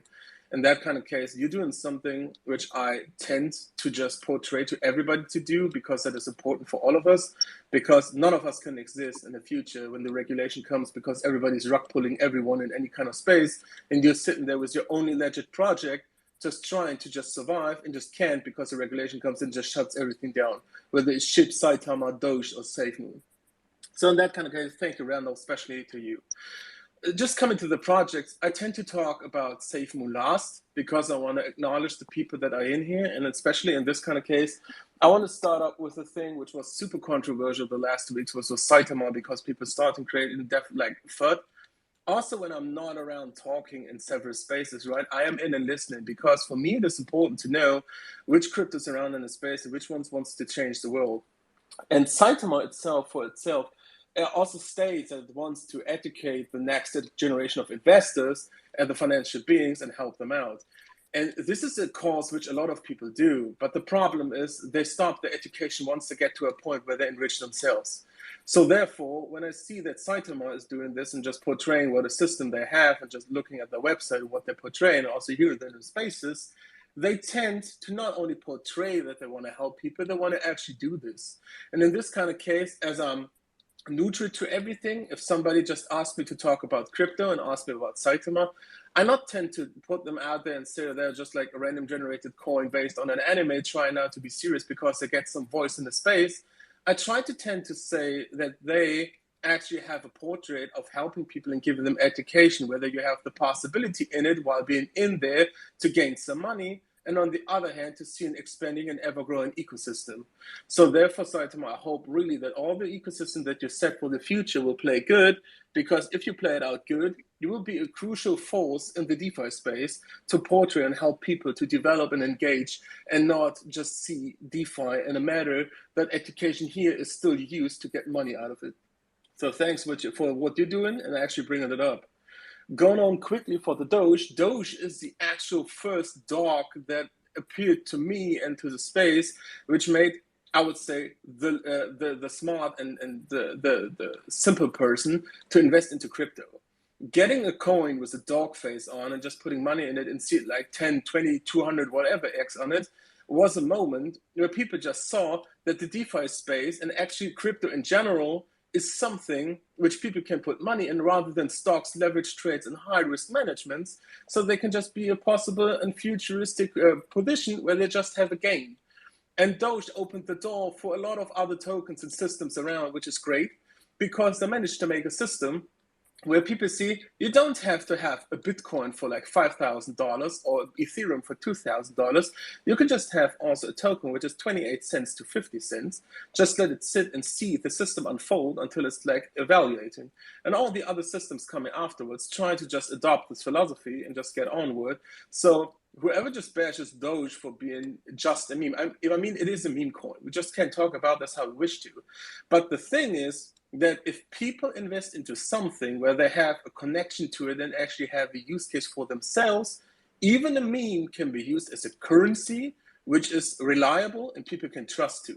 And this is the most important thing in that case. Don't bash something just because you hate it because there's a dog on the face, but there's a use case to it. You can just use it later on. So that's actually a thing people can use. So if people want to just pay with a dog coin and get their food with it, if it works out, and there's the adoption, and we want to have that adoption, it helps the total crypto space in general. So that's perfect for that, just to get on Doge. And to sheep, sheep, from my expectation, is something which has a problem in its case that people just saw it in the past, that when you invest in, at some point, some whales get out. Because sheep at some point has some big whales. That is undeniable, and that is true and open to talk about. But the thing is, and this is the most important thing, whether you're just going in and sell it off and just having some ship or not, ship itself evolved a system with sheep leash and bone, which makes a basic ecosystem which will be built on in the future, with currently an additional assets to it, which help that to actually evolve and build a space where they only can expand. So the motion of actually investing into ship is nothing as bad as people just try and tend to portray it as a token, as like pump and dump, as you see it on sub forums. They're actually providing a system and trying to build on their use case. It might take some time because, as it is with Safemoon, I will come to that in a second, you have to evolve and innovate, right? But making an innovation possible for people to participate and now stack on leash, bone, and sheep on the back just to hold it on and hold, as we all want to do this, actually provides a basic system of flow where people can now invest and profit tomorrow. So SHIP is actually a valid thing where people could go into and put money in because the profit comes in the future. And that's what it is. Like millionaires are not made in a bull market, they're made in a bear market. So why not invest into a system which is trying to just evolve itself like Shiba Inu? And coming to like Safemoon on that, and I will just try to make it short. Safemoon is a community-driven DeFi project which has a scheme of reflections, which means whenever you just invest and somebody buys, sells, or trades, often swaps Safemoon, you will get a portion of that as reflection out. And that is built on a basic system that in the beginning, when people were in there, they hyped it up and just pushed it up because they saw all the kind of possibilities in gaining the reflection and the passive income. And as we tend to say, money for the unbanked and trying to change the world, Safemoon is one of the cryptocurrencies which will definitely change the world. Not in a matter that the use case is coming up as people just hear it from the wind turbines and the energies and the Gambia, but also the ecosystem of developing an exchange, a blockchain, and a whole system with a wallet in under a year, approximately 9 months, is a thing that no crypto at all in the world ever made, and most possibly will never make in the future. Because the system itself is so driven by a long-planned course that when we just know about that in December and January, with the upcoming releases of Operation Phoenix, the use case which will drive the burn, which will reduce and actually scarcity the token amount, which will also cause another high volume where you just get more reflections and more passive income in the future. That will be a factor where I can only advise people to take the chance now and invest into something, even if it's just an investment of $50, because the passive income in this kind of case, not the price seen on the token itself, but the money that you get back for holding and being in a system, is something which will not only revolutionize the world, but the use case itself will help the world while you're just a holder in this kind of case, and you will profit on that. Cheers. Thanks for that, Gandalf. What we'll do is I'll come to you, Chris, in a second. Chris is another one of our spaces. We've gone through quite a few introductions there without really getting into Safemoon. I only wrote down 7 or 8 words because about a month ago I did a YouTube Zoom meeting with 7 or 8 of these guys, and I wrote down 7 or 8 words, and within 4 hours of talking, we managed to get through half because there's so much to go through. That was the pretext of doing it, but we only got through half. So I've only written a few words down. Basically, back in March, this is again mainly for the other communities. The token was started, and we went from there. There was FUD at the beginning. Same with the other tokens. The CEO and the COO, they did some AMAs on YouTube, and it was amateur. It didn't look great. And that's how it started. And then fast forward 8 months, we've got 3 million holders. This week we won Community of the Year award, where John Caroni did a speech out in Malta. And so much has happened in the last 8 months. It's incredible. As I said, the words that I've written down are some of the products that are coming out and have already come out. So I'll come to them in a second. I'll just give Chris a quick word. Chris is he runs a space. It's in the middle of the night my time, so I don't get much chance to get in there. But him and his crew, they dive deep into theories and scenarios of what is seen as information on the internet, and they do background checks on certain things. It's very in depth, which is kind of similar to what Viking does. But how are you doing, Chris? Man, I'm doing great, and it's great to be on here. And I get really excited when we all come together with different projects. You know, all as one. That is awesome, man. And that's what gets me really hyped up, right? Because in the end, we're all going to win together, right? That's the key. Whether you're in SHIB or Doge or Saitama or Safemoon, all of us are going to win, right? And I want all of us to win and all of us to be successful. And like that's what really gets me fired up, right?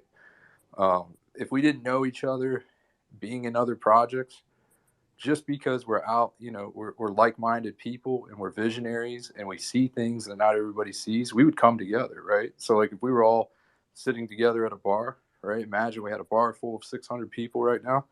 We would be in here talking about how cryptocurrency was going to revolutionize the world and how it was going to be the end of fiat, right?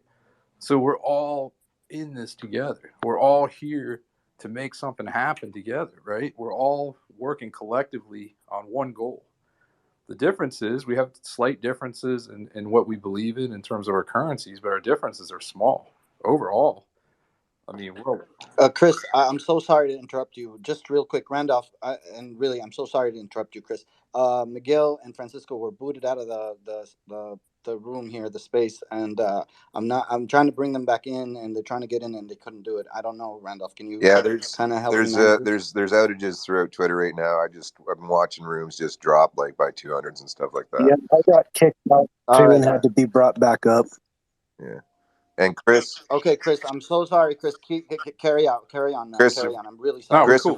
if we were in a bar, Chris, we'd be talking about wrestling too, right? You know what I mean? Yeah, A little man. bit of Sure. yeah. Anytime, man.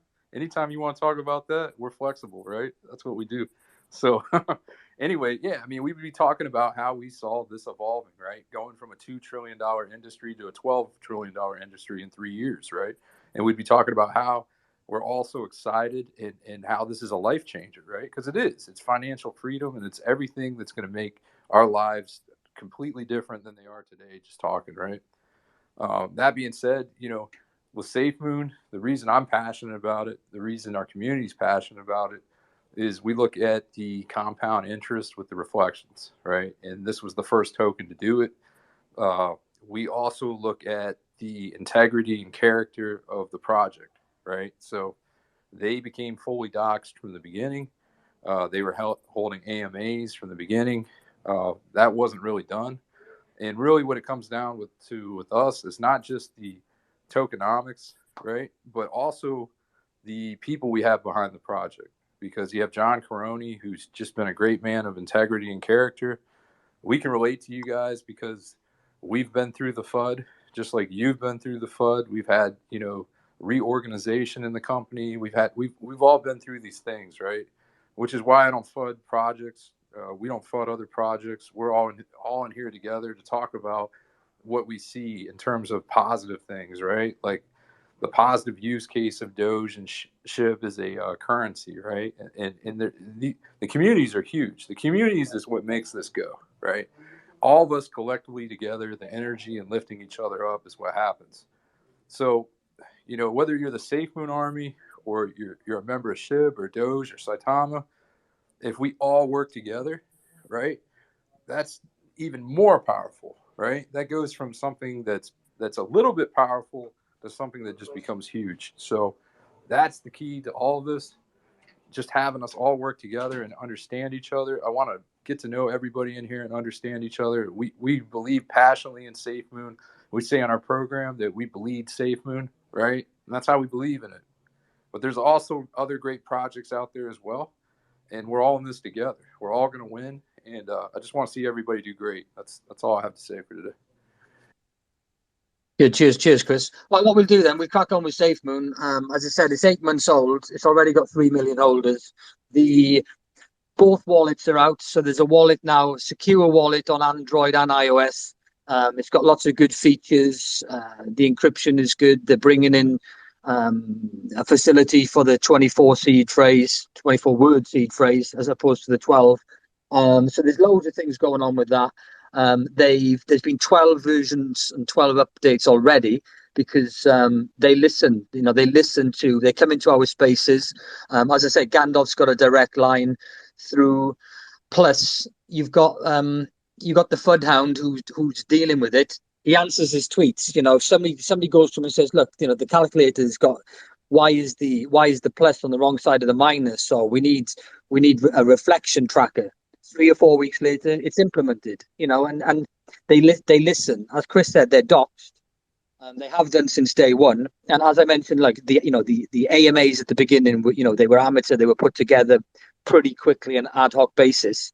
Whereas now it's every other week. They come to us in Twitter space. They bring up members of the army to ask questions. Everything's transparent. And so to go from not having anything to being a rug pull, now we've got Apple. They don't bring on a wallet or an app as a side thought. It took months to get it approved, and it's there now. We've got 700,000 people have got the wallet, which is a decent percentage of the 3 million. When you take 3 million, there's probably 1 million that only hold a very small amount of Safemoon. So that's great. The next thing is V2, which I'll get some of the guys to talk about in a minute. I know quite a few people from Saitama have messaged asking what is V2. I'll bring up Gandalf in a second. Really, there's 3 or 4 things that V2, it's the next version. It's an updated version, a new version of version 1. It gives us the ability to pair with stable coins. It's as John said, I think somebody mentioned earlier on regarding tokenomics that there's rogue wallets out there that exchanges who can just at any point they can list Safemoon. They can take the reflections and they can just give the holders their basic. They don't get the reflections. So I know that the team have implemented a gate in there to stop these wallets from being able to do it, the hot wallets and exchanges. And then one of the other things which is great for scalability is we're losing 3 zeros. So at some point in the next day, week, or may even be a month, but as soon as it comes out, we're at 2 zeros, a 0.20 token, which is very good, mainly on the lines of seeing big investors looking at it we're more of a credible token as opposed to 5, 6 zeros. So it's looking good on 3 or 4 sides of the coin, so to speak. Gandalf, you want to go a little bit more into the pairing side of things? If I can just say something to Gandalf real quick too. There was some misinformation that was put out regarding SHIB. So Gandalf, 8% is the whale total that holds SHIB. There's been some FUD and like I say, misinformation regarding that. So that's important for me to clear up as far as the SHIB token is concerned. We know what Etherscan is and whale trackers, right? And so 8% is what the whales actually hold of Shiba Inu. And if all of the whales decided to dump that at one time, that would not affect any more than regular day-to-day volatility. I mean, we see crypto go up 10% to 20% in a day. So be mindful that 8% is what the whales hold of SHIB.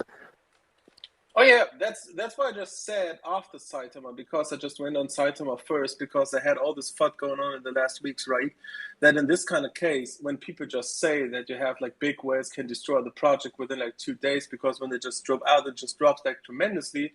That is the kind of misinformation and FUD that is going around. Maybe it wasn't that clear from my side, But what I meant is in that kind of case that when a project is out there and people just going around just saying these kind of things, people were just afraid because they think when they go in with their $500, $200, $100, and you have these kind of big whales as a saying that even when there's like positions which are bigger, that this is a misconception just because people say that they are big whales. It's the same with ours. Like we had that in the first place back in, I think, April, May, where people say the burn wallet isn't a burn wallet, it's a wallet held by a dev. And we just like clarified that, even show transaction and all these things, right? So I get the feeling when people just get on the foot of that and just trying to make a bad argument out of this. So no worries in that case. That is definitely not the case Yeah, right no now. worries, bro. No worries. I just wanted to clear that up, man. Thank you. Cool. No, no problem. I Going was to just V2, what Randolph said. V2, version 2 of a contract is not just a simple contract with what a lot of people might think of, right? Because sometimes tokens just create a contract because they just made it the first way and see later on, shit, I just wanted to change this or that. V2 or Safemoon is different, and it is different in a way that people will see and actually participate in the token because normally V2 is just an upgrade of a contract or an enhancement of several features. But for Safemoon, it is a total change. And it is a change that first of all, the consolidation, which Randolph meant, is that we just scratch 3 zeros. So we would just like lower the decimals to be eligible to pair with bigger things like Bitcoin, for example, and make like pairings to get a stabilization of that kind of thing, and actually offer the possibility on tradings between their trading pair. So that is one thing. But the big thing in the case why the consolidation is important is the preparation for our ecosystem. As Safemoon itself just gives reflection, which will still stay the same in the future, Safemoon itself is having a system where you had 1 quadrillion tokens. And 1 quadrillion tokens is a huge amount, which was corrected in the consolidation by a factor of thousands. It means if you just like trade it on and you have like a factor of 1,000 now, 1 quadrillion will later on be the total mass of 1 trillion, and the actual billion that you have might be 1 million later on. The monetary value was still the same before some people just jump in again with the old FUD called that this is a reverse split. It is not, and it will never be, and this is just like that. But to go back to the fact, the consolidation itself gives the possibility for the pairings to split the tokens. It gives also the possibility for investors to invest into Safemoon and hold it while seeing the token being on 2 zeros and a 2 or 3 or whatever we currently are with, 3.5. So that would be just a factor that investors would be attracted by a stable and more higher system in that case. Regarding that, the ecosystem, what I'm talking about, is meant to be the exchange and the blockchain coming up with a reveal of the bigger and giant use case to increase the volume, the daily one, was Operation Phoenix. To make that happen, you just have to do a V2 now. Just it means do a contract update, which will improve the security, which is already nearly perfect, but therefore it just improves like future things when you just integrate it into a system. And therefore also it improves the possibility of the usage, because the exchange itself will be an exchange where you have cryptonomics on, which means, which is already known, that you know that you get reflections from Safemoon holding Safemoon, right?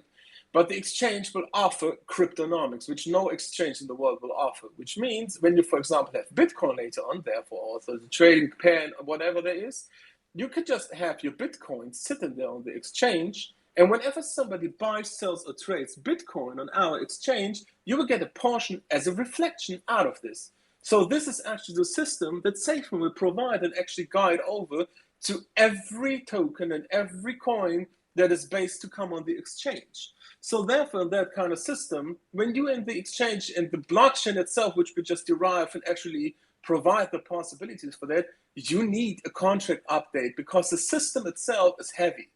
And nobody, and I literally say nobody, will be possible to just replicate that in the matter, because there have been time and actually a whole complete planning into this, because if you just do it wrong, you will have a problem. So therefore, in that kind of case, the aim was to just do a token upgrade, like a contract upgrade, to provide everything pairable and actually in the basic system. So when you just start to release the V2, you could just later on just integrate it into the exchange, integrate it later on in the blockchain, and then reveal the big system called Operation Phoenix and the Gambia project, what we have, which will, as John said, disrupt 3, 4, or 5 industries.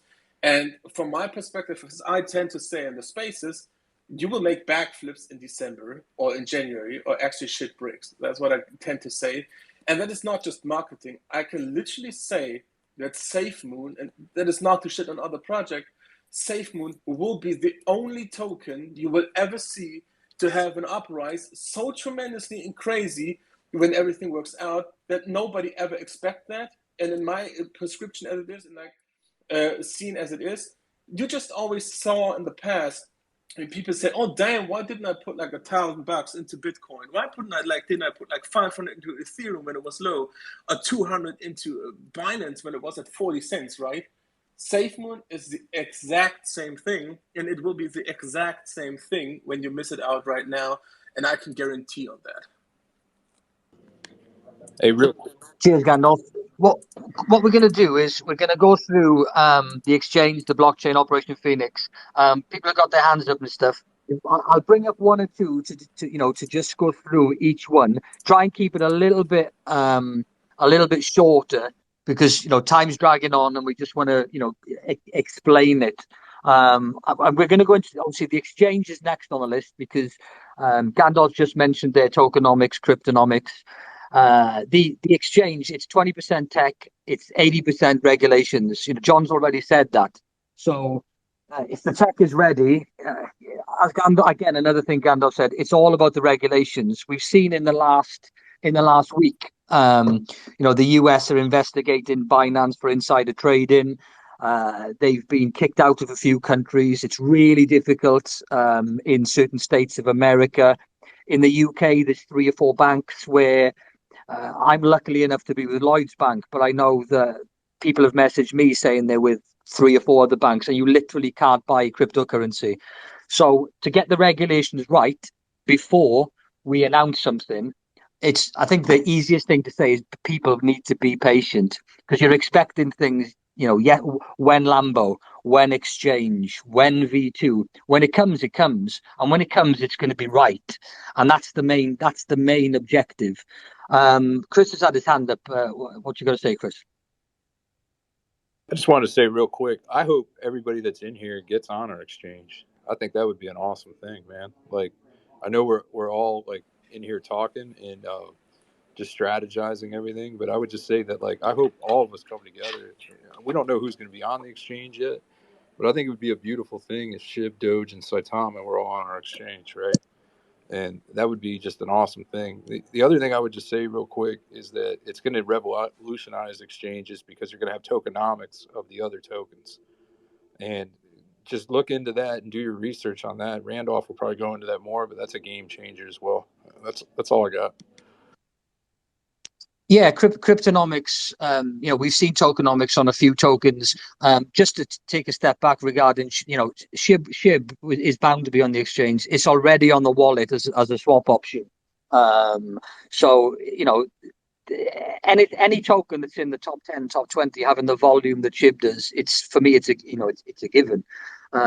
They've got to obviously do their due diligence and which they will do to the ninth degree. So they'd be great to get Shib on, Saitama, anyone that's in our community here, Doge, it would be awesome. But so on the exchange, I know that they're only going to bring a few tokens onto cryptonomics at the beginning. It might only be for weeks or a few months just to test the waters, and then all hell breaks loose when everybody comes on. But it's a unique design of exchange. I don't think it was that hard to build because it's, as John said, it's only 20% tech. So, and he said many times that an exchange is easy enough to build, even to implement the tokenomics and cryptonomics side of things. That's probably one of the reasons why Binance didn't list us, or the major exchanges haven't listed us. It's very difficult to implement tokenomics into an existing ecosystem. If I bring up Jeremiah first, to have a quick talk about the exchange, I'm bringing him up because I know he's very excited about the cryptonomics side. He talks about it in most of his water cooler spaces. So, Jeremiah, what are you excited about when the exchange comes in the next month or two? Are you kidding me? I'm like really, really excited. At the end of the day, um, just imagine how much that would attract other outside buyers. You know, um, corporations that buy, you know, millions, hundreds of millions, or either billions of dollars in Bitcoin or Ethereum or whatever token they want to buy it in, and all they have to do is keep it there. Even during a bear market, because of the volume, people are buying up during why the bears are why the bears are hibernating, right? People are collecting food and everything else like that for the season.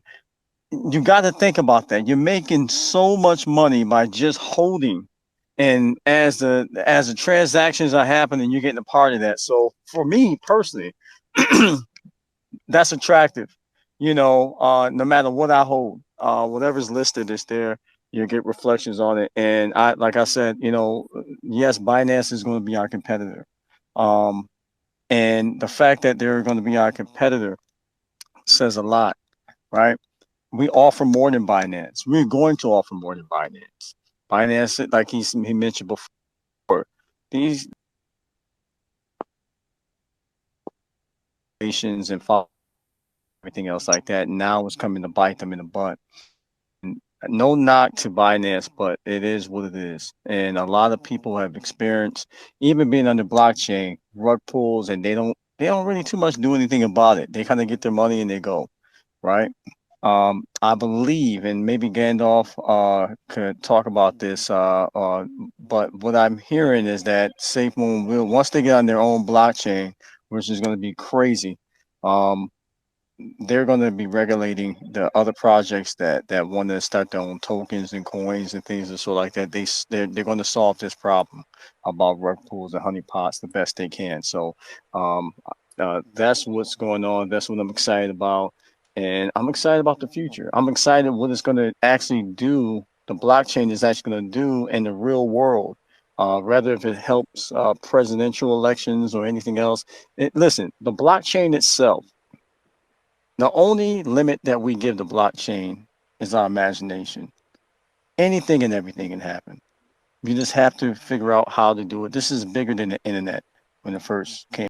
Side of things, you mentioned big investors who haven't come in yet, but once the blockchain and exchange comes in, I personally know a SafeMoon whale who holds a big portion, and when the volume last week hit, I think it was 110 million volume for 3 days. So we're not talking billions, we're talking hundreds of millions or 110 million. In one day, he made $185,000. And that's just on 100 million volume. So when you're talking billions, and when corporations are going to be coming in with a lot more money than this guy's got in, Yeah. yes, he's a whale. Yes, he holds a big bag. But to make that kind of money on 100 million volume, when they do their calculations, as institutes will do and hedge fund managers will do, because some of them are playing with other people's money, but when they see the potential, and we're only talking the exchange, we're not talking the blockchain, we're not talking Operation Phoenix, we're still on the exchange, then that in itself is a game changer. So, yes, Brandon. Yeah, well, just to touch on what Jeremiah said first. Yeah, SafeMoon is trying to regulate their own blockchain to just watch over and see which projects are going on there and how not. We will just hear more about that once we just get to the point where the I would say blockchain will be released, so you know about putting personal projects on and just being a part there and just doing whatever you wish to, just using the contract in this kind of case. We'll see about that in the future. Regarding the thing about the exchange, what Randolph also said, I just want to give an example. For example, if you have sheep, and if you have Shiba Inu on the sheep wallet and like having it sitting there with leash, and say, damn, I would love to have some kind of a passive bonus thing, like bonus income, reflections, whatever there is. Imagine that when you just, for example, having uh, I would say like, I don't know, 100 million sheep and say 50 million, I would just put that on a SafeMoon wallet because I have the direct position and option there to get reflection for that. And the reflection is driven by the volume of the exchange. That means then when you have it on there, you would get passively SHIB, which you, for example, could just let sit there, but take out the reflections later on and send it back to your main SHIB wallet and set it on there into any kind of system engaged with the Shibarium or any kind of other system you want to put in, like staking or whatever. So in that kind of case, there are possibilities which are unimaginable in the future while being there on the systems. And what is most impressive about all this is because people might think, okay, cool, that sounds amazing, this is crazy. So that is total Safemoon. You actually, from all what I'm saying and everybody's saying of Safemoon, know approximately 10 to 15%. So everything else coming after that with the use cases and whatever will be released in the next years, starting 2022 and actually being announced, this is not only highly unknown, it is not available as an information yet for the public. So therefore, the system is so crazy and big into an expansion that it will definitely change the space of DeFi crypto in the world. Okay, Rowdy's got his hand up. You got a question, I Rowdy? did just two things. One, I just was noticing the time, and I don't know how much longer you want to go with this, Randolph. I know there's a lot of people want to ask questions in the audience and stuff like that. But two, you guys are in touch with the devs. I say if you want SHIB on your wallets, reach out to the devs and request, hey, how do I initiate an organic burn due to transactions on your wallet? And I guarantee you that is the future for high volume sales and on the thing. Initiate a burn process into that wallet. And I bet you the devs would be like, hey, I'm here. Correct me if I'm wrong, Gandalf. Doesn't that already happen with the swap feature?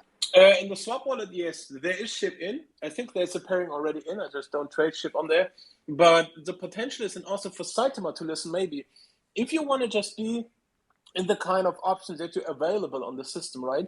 There's a possibility on safemoon.net to apply, which means there you have to just put in basic information, what you're doing and what your project is about, and the development team will come directly to you.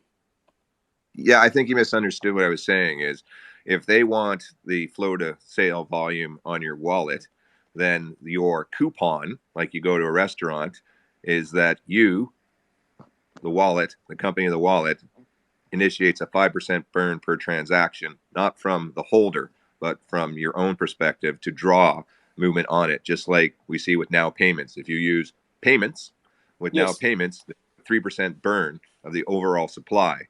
If you do that, people are going to move their tokens onto your wallet and help your exchange. So I don't want to digress into that, but I think it's I think that's what I meant as well, Gandalf. Yeah. Isn't there a percentage when you do the swap? There's a small percentage that comes from Safemoon burn rather than the buyback and burn function 0.25%. But what Rowdy is also referring to, on the exchange, there will be a bigger percentage on that kind of case, right? And how high that will be, we will see when the exchange is ready for a release. But yeah, that's definitely the thing which is working around and just also currently happening with the swap.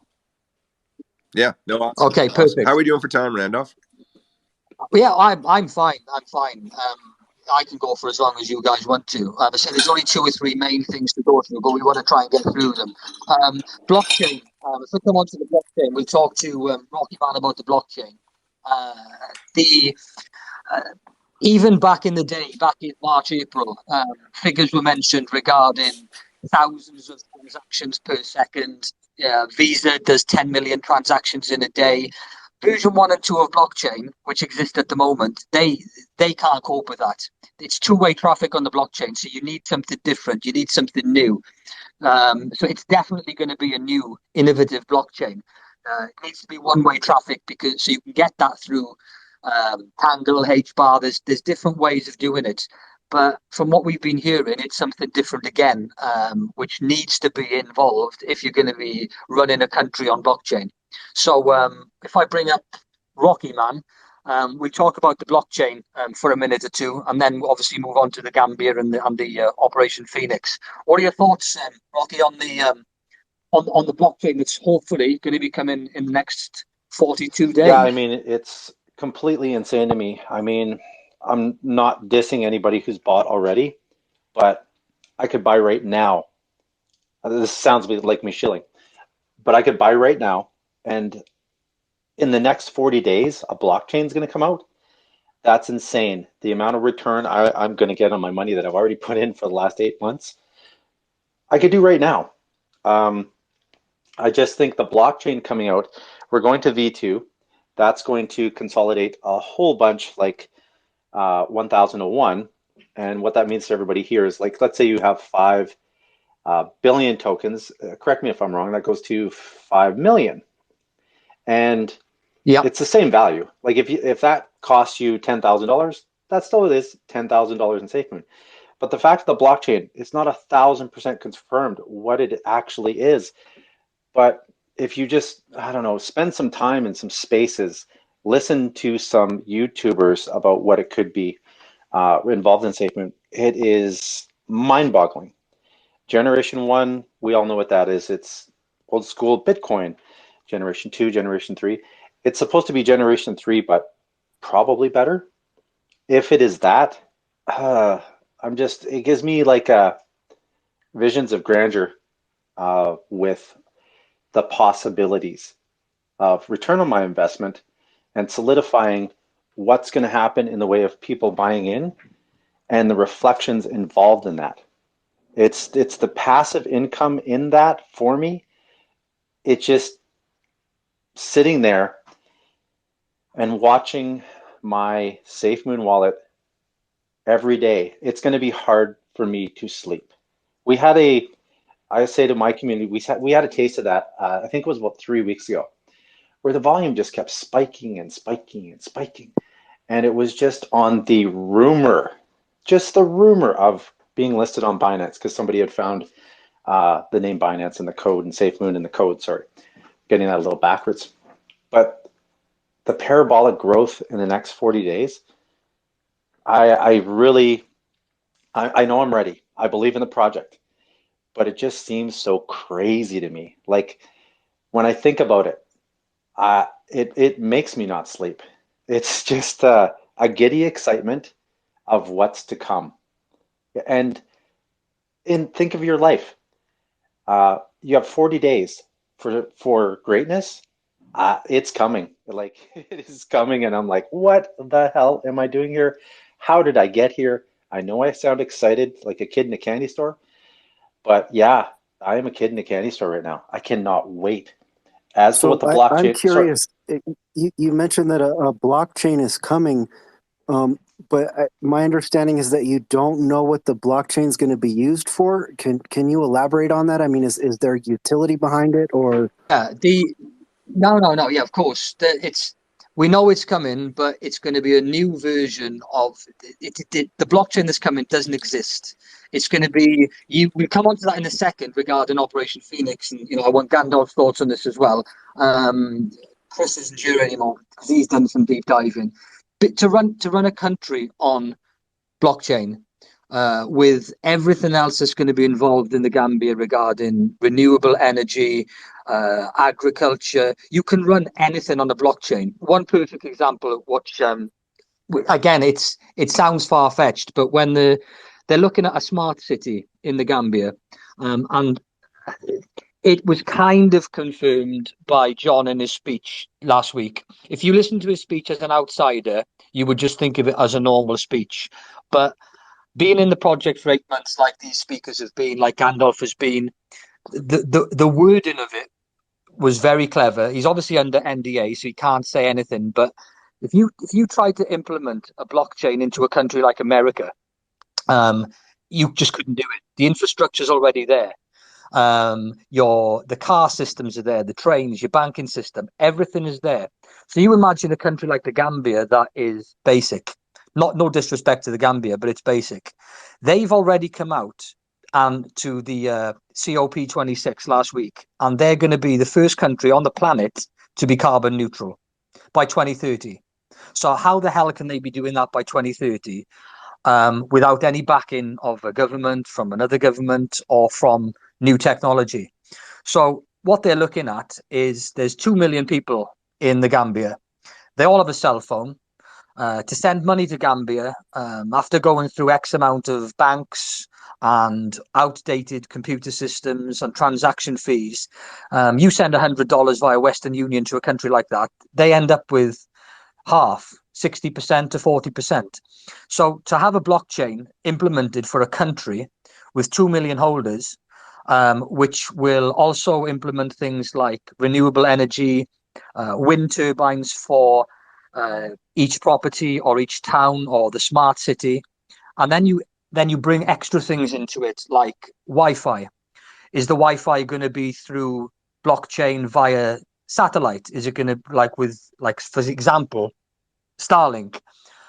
There's so many options with the blockchain, and eventually, if you've got 2 million holders in the Gambia, and their national currency is Safemoon, and they've got their mobile phone handset with a Safemoon wallet, and they can use it because their Wi-Fi is enabled via Safemoon.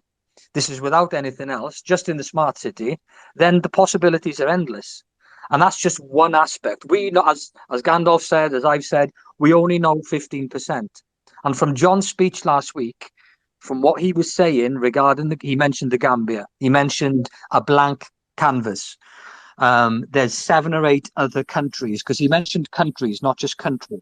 And when you dig deep and you add all these things together, and there's numerous people in our spaces have come up with the same scenario. I'm not saying it's 100% correct, but if a country is run on the blockchain and you've got all these extra bits and pieces, disruptors of agriculture, meaning the systems of agriculture, how things are reported. If everything is immutable on the blockchain, nothing can be touched. Elections can't be tampered with. Like obviously there's been big problems with the US and with the UK regarding that. You know, I could go on and on and on regarding smart mesh technology and how they're going to implement it. But one perfect example would be in a smart city, you've got electric cars that are driving down the road and they're communicating with buildings because of the blockchain technology. And they can communicate with the building to see if it's trusted. And then their car could be charged by the spare energy that's coming from the building. And that's already been looked at. So there's huge possibilities coming. And again, I'll keep coming back to saying that's 15%. So, Gandalf. As it just said perfectly, I'm under NDA, which means a non-disclosure agreement, so I cannot talk any kind of features coming up with the blockchain.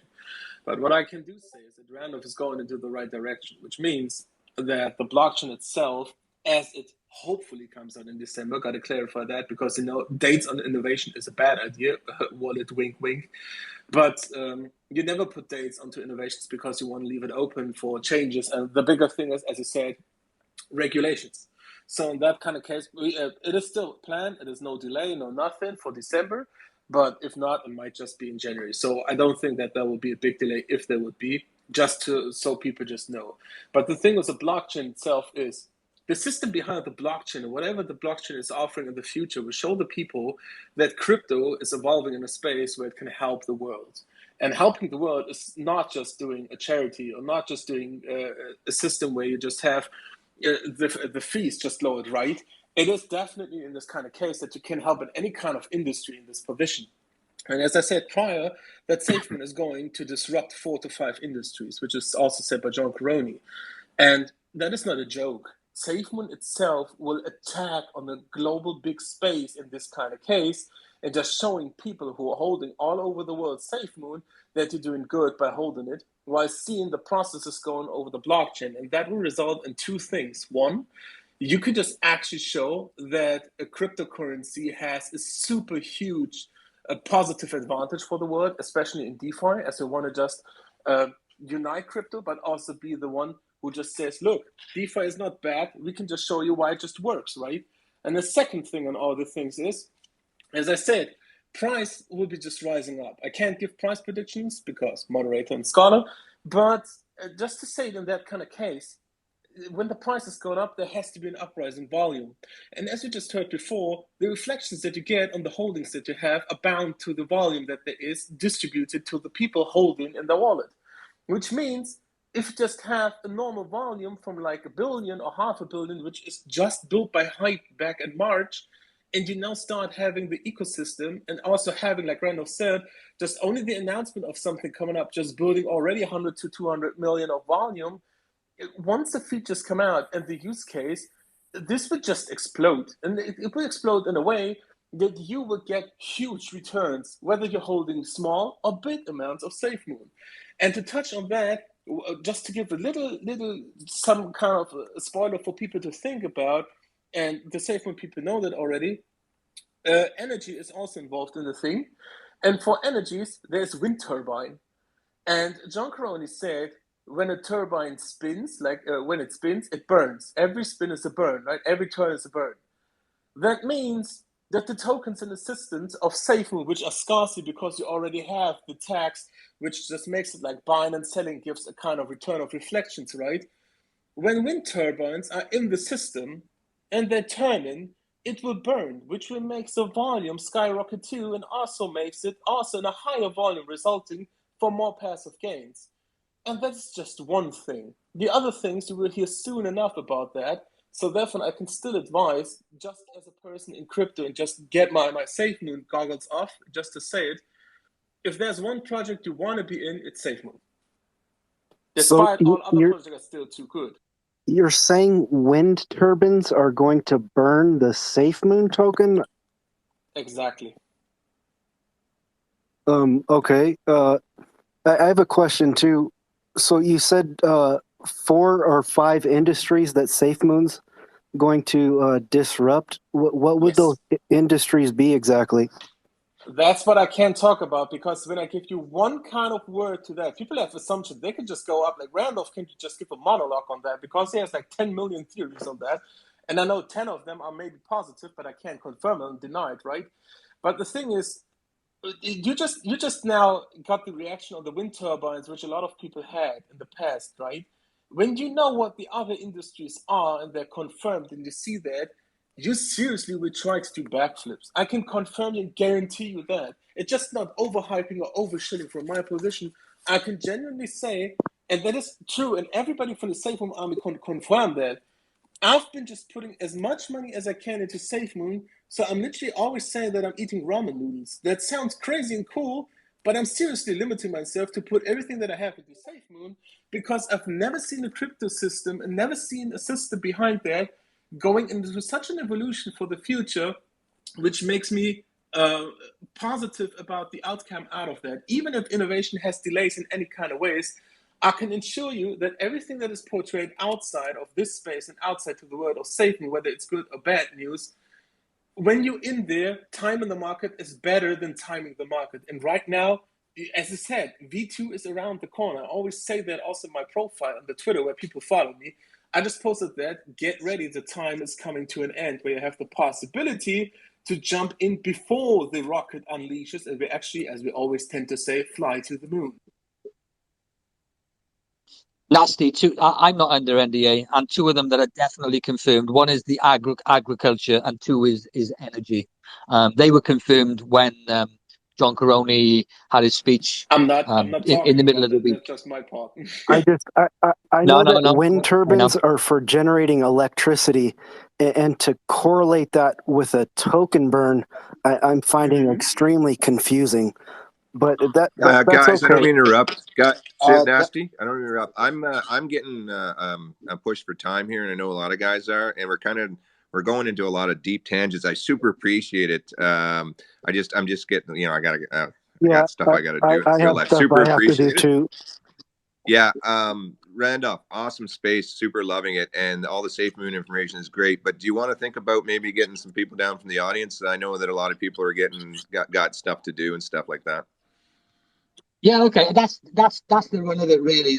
Those are the main aspects.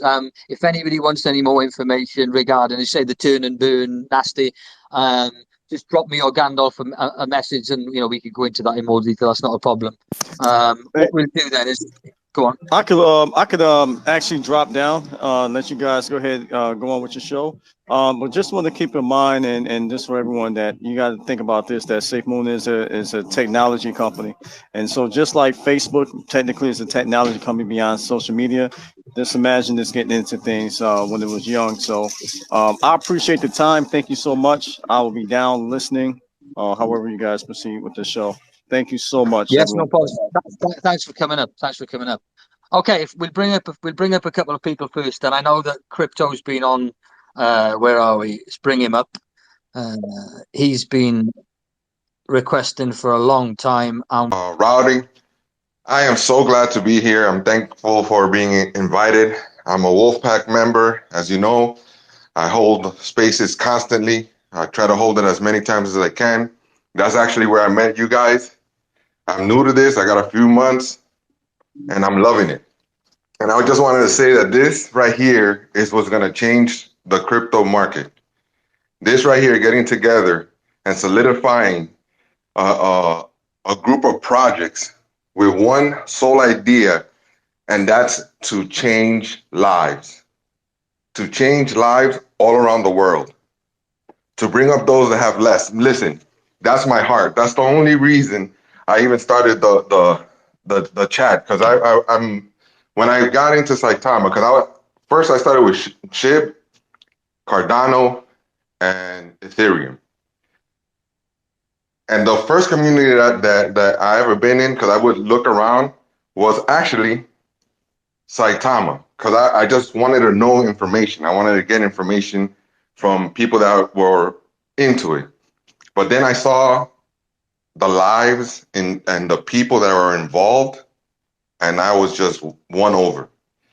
And this past week, when the FUD came out, and I was like lost in my mind, because I'm new to this. And then when I saw the numbers come down, and I actually got a DM from one of the Wolfpack members, a female, I saw what they were doing, and I immediately made a space. I needed to find out with Saida J. Saida J, me and him started up, and then from there, you guys know, it just blew up.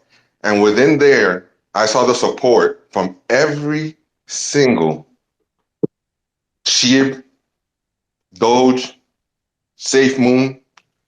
You guys came in strong, and that was incredible. Just to see how you guys came on, it's like I'm like amazed.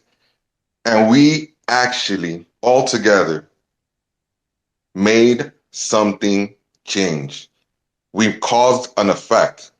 They removed the banner, and that just sold me on everything. Now I understand who Safemoon is.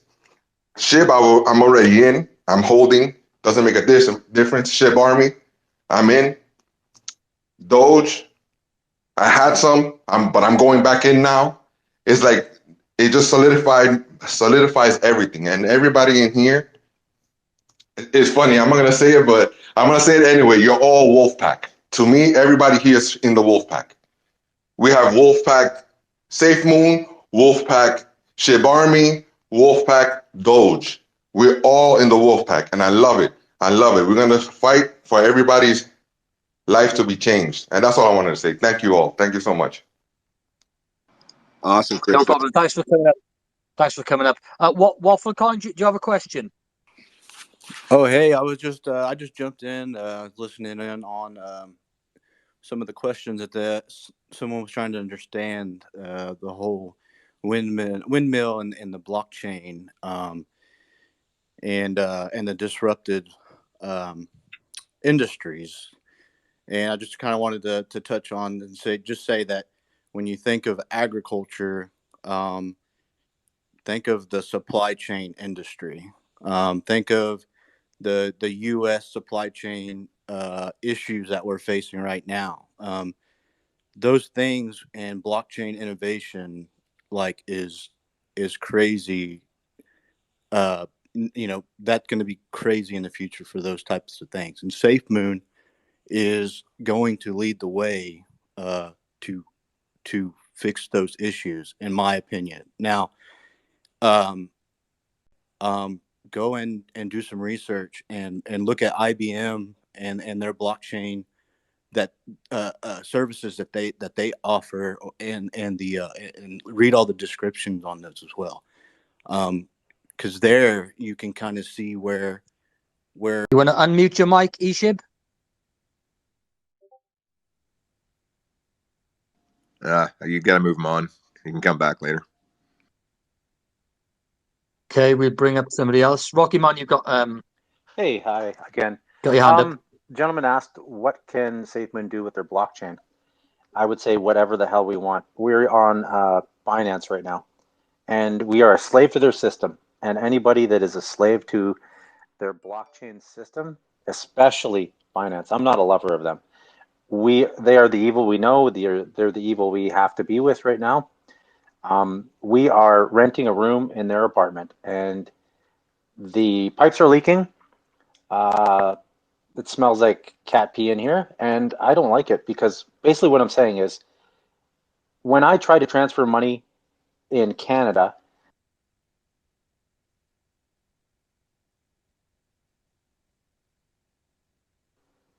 sorry, I think I got muted Oops. there, buddy. When I try to, Yeah. it's all good. When I try to buy Safemoon in Canada, what a lengthy process. I buy Bitcoin, I send it to Binance, and I got my boss in on this. He did the exact same thing. I wrote out my 2-page letter of how to do this. That's how long it is. When I send it to Binance, his was stuck there for 4 days. Their network is so clogged, it is just a pain to deal with. So that's why I want to get off Binance. On our own blockchain, we own the apartment. And owning the apartment is better than being in the other person's apartment. We can do what we want. And going down the rabbit hole, I'm sure Safemoon Chris is down there chomping at the bit. And he could probably go on for about 2 hours about what Safemoon could be doing in the Gambia involved in their blockchain. I'll just keep it nice and simple. So many things could be disrupted, and I can think of 3 off the top of my head just speaking to you right now. There is so much hope in the next 40 days. I hope you are all a part of it, and if you're not, just be happy with what you're with. But the next 40 days, I can't wait. I'll leave it at that. Okay, we've got two other ones. We've got what have we got first? Carlos, have you got a question? What's going on, guys? Can you guys hear me? Hell Yes. yeah, good morning. I just love community, family. And let's bring some energy over here because the way how you do one thing, you do everything. So let's get it. Let's get ready to rumble. It's about to go down. We got Safemoon Ship Dodge in Saitama, baby, in the motherfucking house. Shout out Randolph, Saita Ninja, Crypto Cali, Shib, Gandalf, Rod, every single person here and their soul. That's what I am talking about. Community, baby. Community stands for coming together in unity. And I want to give a shout out because I love when people are coming together versus all the other bullshit that's going on out there. People fighting, the ego, the maximalists, all that stuff. An eye for an eye, ladies and gentlemen, only does one thing, and that is make the entire world blind. Trust me on that. I come from poverty. I grew up in Brazil. I got my ass whooped because the struggle was real. 30 years ago, I sold bread on the streets. I got my ass beat.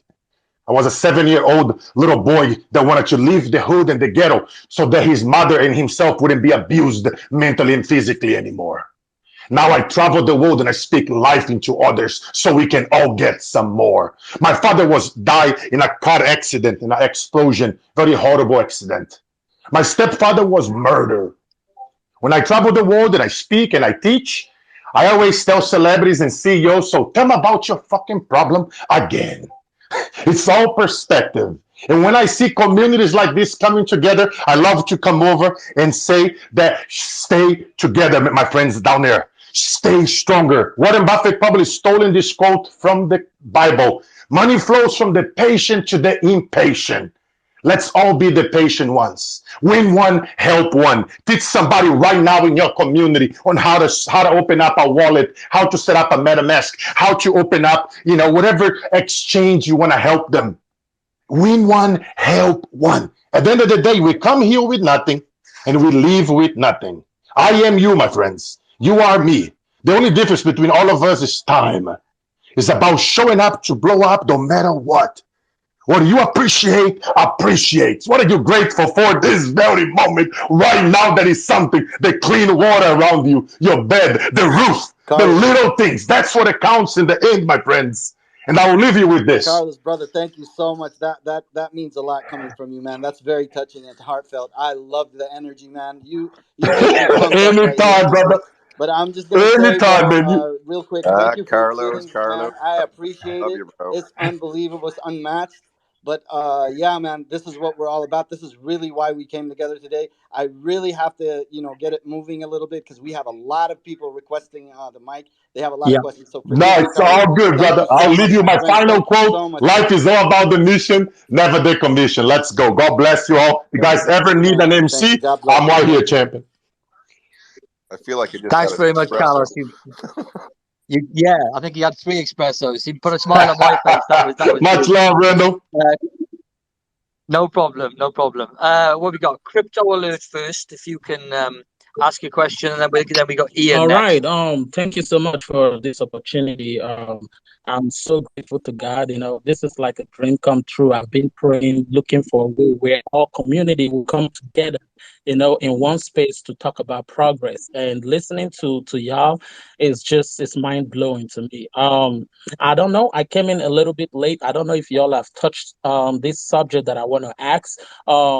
My question is, since we have so many developers, so many smart people in the game right now, when they think about cryptocurrencies right now, the first thing that comes into so many people's mind is scam and rug pulls. So my question is, what are these developers? What are y'all doing together, like to fight these scams and rug pulls that is going on? Taking people's fortune that they didn't work for. So I just want to see if there's anything in place. In the Can I Discord. just touch one point on that question? Actually, that was a good question, and definitely, Rowdy, I'm gonna get you up to answer that. That's really great.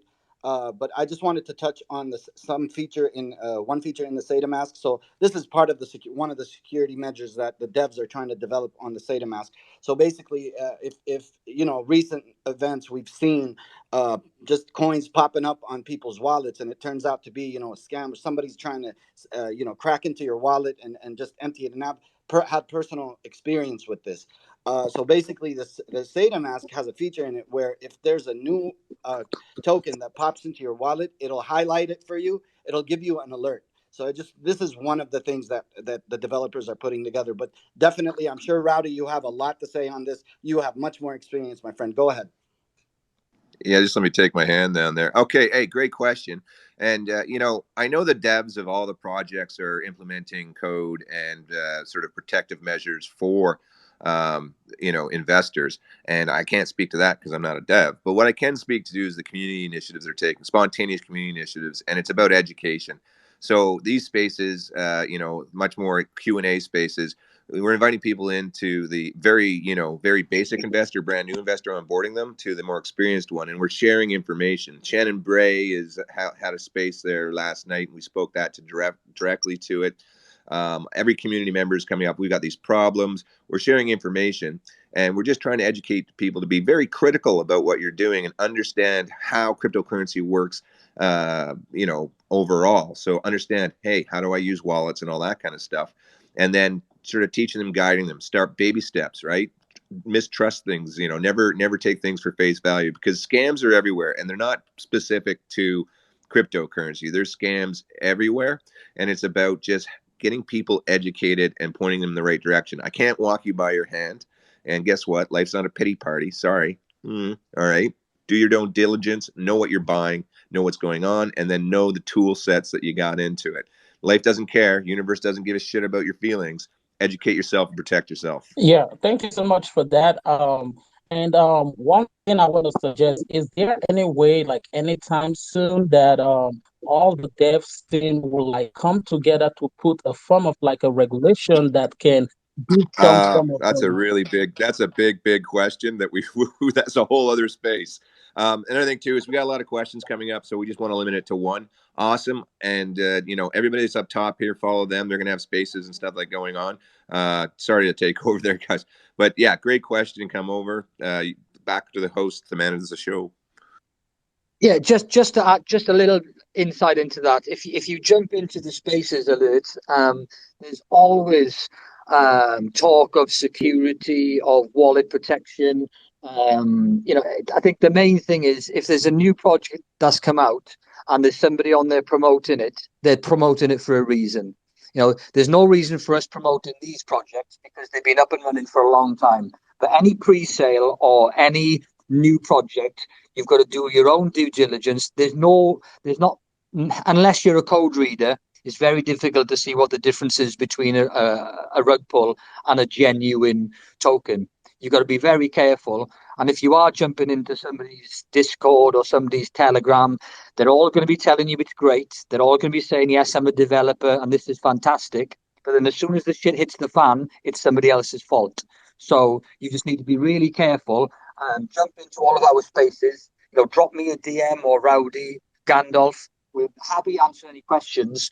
But yeah, that's your best thing. Education, education, education. And that doesn't apply just to rug pulls. That applies to blockchain, everything.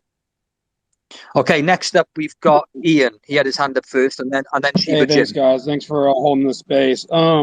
It's cool to do this because I hold Safemoon and Doge. I have a question for some of the SHIB guys. I'm glad you guys are in here because this is something I've kind of struggled with understanding. Like I've gone to buy SHIB a couple times, but the gas fees are so high. So when you guys mentioned you're getting a blockchain, is it going to be similar to like a layer 2, like a Polygon chain still built on the Ethereum blockchain? Or is it going to be a layer 2 solution similar to Polygon, or what is it going to be? What's going to be the build of the blockchain, if that makes sense? So you're exactly right. It's going to be a layer 2 solution. It's going to piggyback the Ethereum blockchain. And, the coding's becoming outdated, right? Like Bitcoin coding is from 2008. And it's too slow. It's too expensive to mine and to build, right? And so you have Ethereum now and the congestion because everybody's on the Ethereum blockchain. And so what happens with the layer 2, Ian, and I think you might know this, but it acts as a side chain. It basically is higher tech coding that allows thousands upon thousands of transactions to happen in like a packet, and then that packet is redistributed back onto the Ethereum blockchain. And you're correct. That's gonna eliminate gas fees. They might be pennies, if that, at this point, and it's gonna relieve pressure and congestion off of the Ethereum blockchain. Also, what that's gonna cause, you guys had mentioned this with Safemoon, but it's going to cause a mass influx of people into the SHIB and onto that Shibarium blockchain because they're not going to have to pay gas fees for NFTs. They're not going to have to pay gas fees for transactions and interchanging different tokens. And it's going to be its own. It should be out soon, actually. Within the next 3 to 6 months, you'll see this out, and it is a game changer in the crypto space. I think roughly 95% or more of the actual smart contracts in the interactions, the nodes, the connectivity runs on the Ethereum blockchain, and it will be SHIB's own uniquely coded. They're not using a Polygon code. Or anybody else's code. This is specific coded layer 2 solution through SHIB for Ethereum. Okay, thank you. Yeah, that's big because Polygon had all these hopes and dreams, which is still a good layer 2 solution. So if you guys are doing that, that's huge. Thanks, man. Yeah, absolutely. And Great you can use question. Great the question, central Ian. exchanges. Always use the central exchanges. Then you don't have to even worry about gas fees. But once you start to get into the world of DeFi and you want to get in on some of these early plays, early cryptos before the mainstream, before they even hit the central exchanges, then you get into the realm of DeFi. Yeah. Cheers. Good question, Ian. Thanks very much. Shiba Jim, you got your hand up. Randolph, I'm running late. I have to take my kids back home. So what I'm gonna do is just for me, I'm gonna wrap up and maybe drop off. But I just want to say to everybody here, Randolph, yourself, Crypto Hodler, Kelly Ann, I'm a big fan. And Shib Nasty, Rowdy, everybody, it's been an honor, true honor to be with you guys on a platform. I've Again, I'm gonna stress this, man. I've never dreamed of something like this to happen, but I'm so glad that it finally happened. Please, guys, if you have any questions later on, or if anybody has any questions, jump on our space. We're there. I'm gonna be jumping on definitely. I'm gonna be jumping on all of your spaces for sure. So I really appreciate this opportunity, and hopefully we'll do this again sometime. So take care and good night, and just have a great time, man. This has been truly, truly, truly a pleasure, man. I appreciate it. Thank you, everybody. No, thanks for co-hosting. It's been great. I'll speak to you in the next day or two. Absolutely. Thank you, Randolph. Have a good day, man. Cheers, Ninja. Shiba Jim. Oh, he's just disconnected. If we go on to 15th, have you got a question?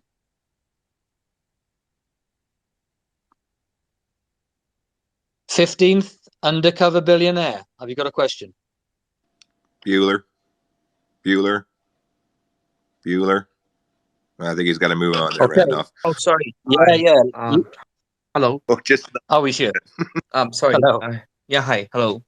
So I have one question here. Hi, Kelly. Good to see you back. I have one question here that how to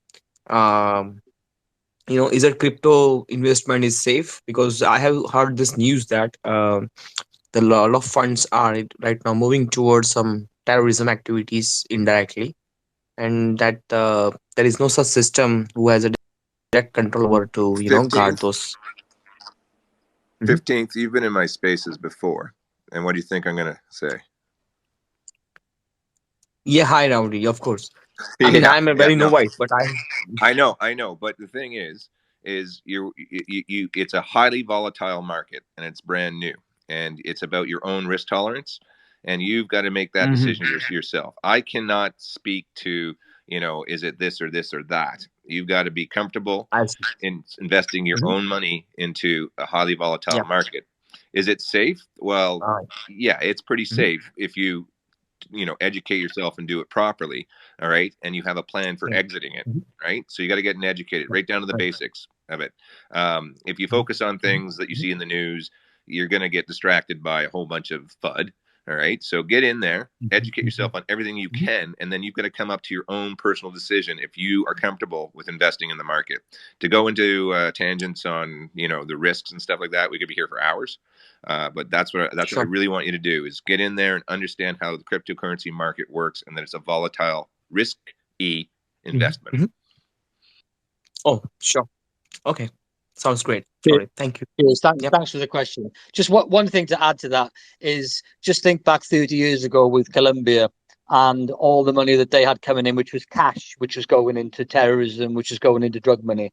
This is the next generation, but at least everything's on the blockchain. This is the argument that the government come up with to say why cryptocurrency is a bad thing. But everything's transparent apart from, on the wallet addresses. But yeah, it's a good question. But yeah, educate yourself on it and get yourself in here. Loyal Millie, how you doing? Good. I had a What's your question about Safemoon Wallet. So Reflections is different than what my actual wallet balance says. What does that mean? Can you rephrase the question? Like if I go into Reflections on Safemoon Wallet, it says that I have $1,000, and then it's showing more tokens, being that that's all the reflections I've been receiving since June 4th. Yeah. So I can how check on come that doesn't say that in my wallet? I can say that. So the thing is, when you get reflections, it gets to your total amount. But the thing in that kind of case is that the reflection tracker, as a Safemoon army is super strong, is broken down in the API. So the next update will fix this price and fix the total reflection. So the recalculation on that will be like truly, for example, I had a wallet which calculated a wrong amount, and the other one calculates a true amount in it. It is just based on the API, so that will just be fixed in the next minute. But it is just a display mistake and not really a mistake on calculation. Got ya. Okay, thanks for the question. LL Passion. you got a question? Not necessarily a question, but good morning, good evening, good afternoon, wherever you guys at. I hope all is well.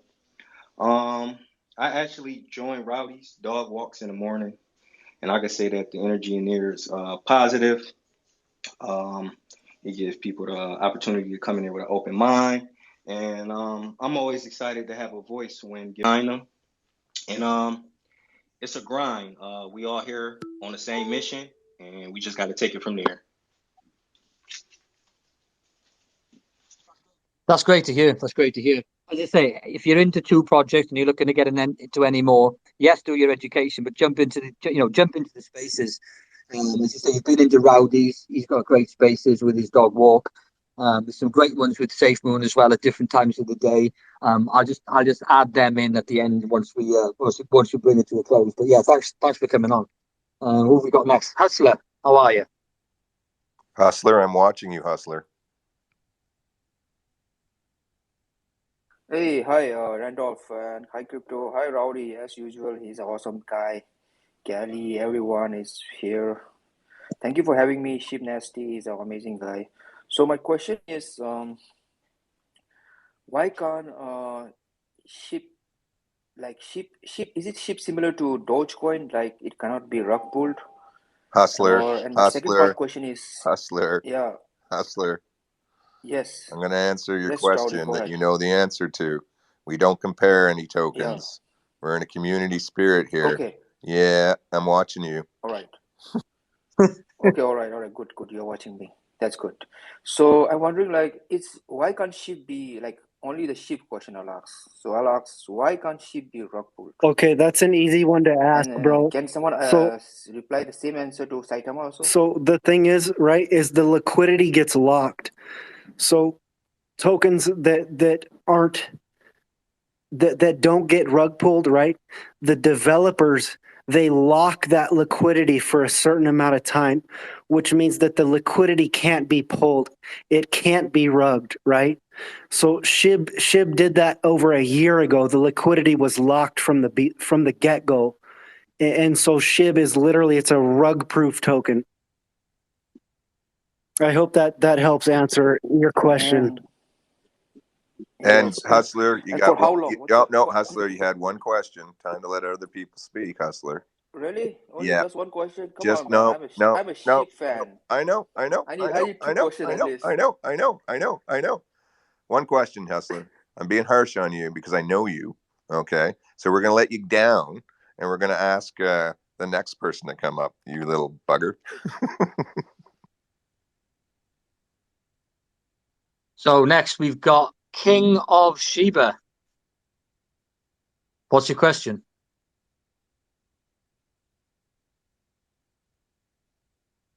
King of Shiba? If you want to unmute your mic. Bueller.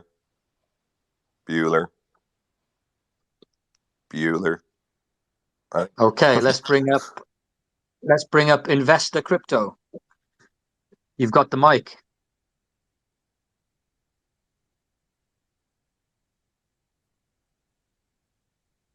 I don't even see him.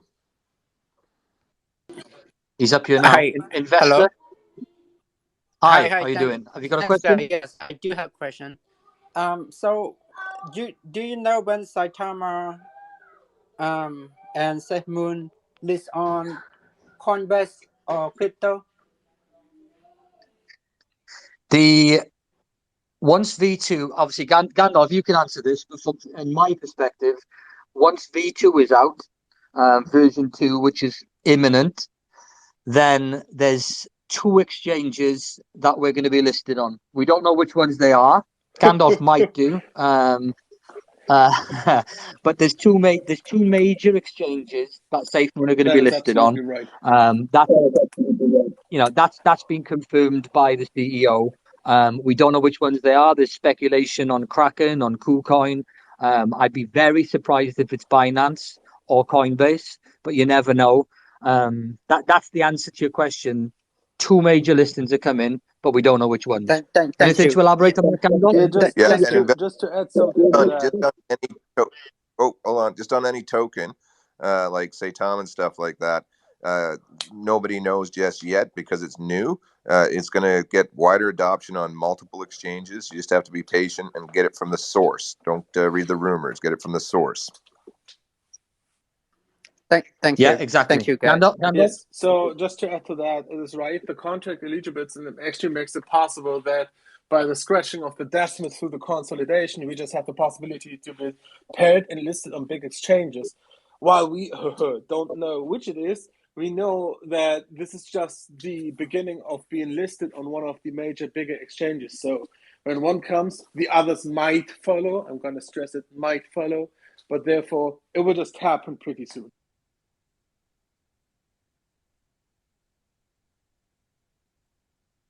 Hi, Melissa.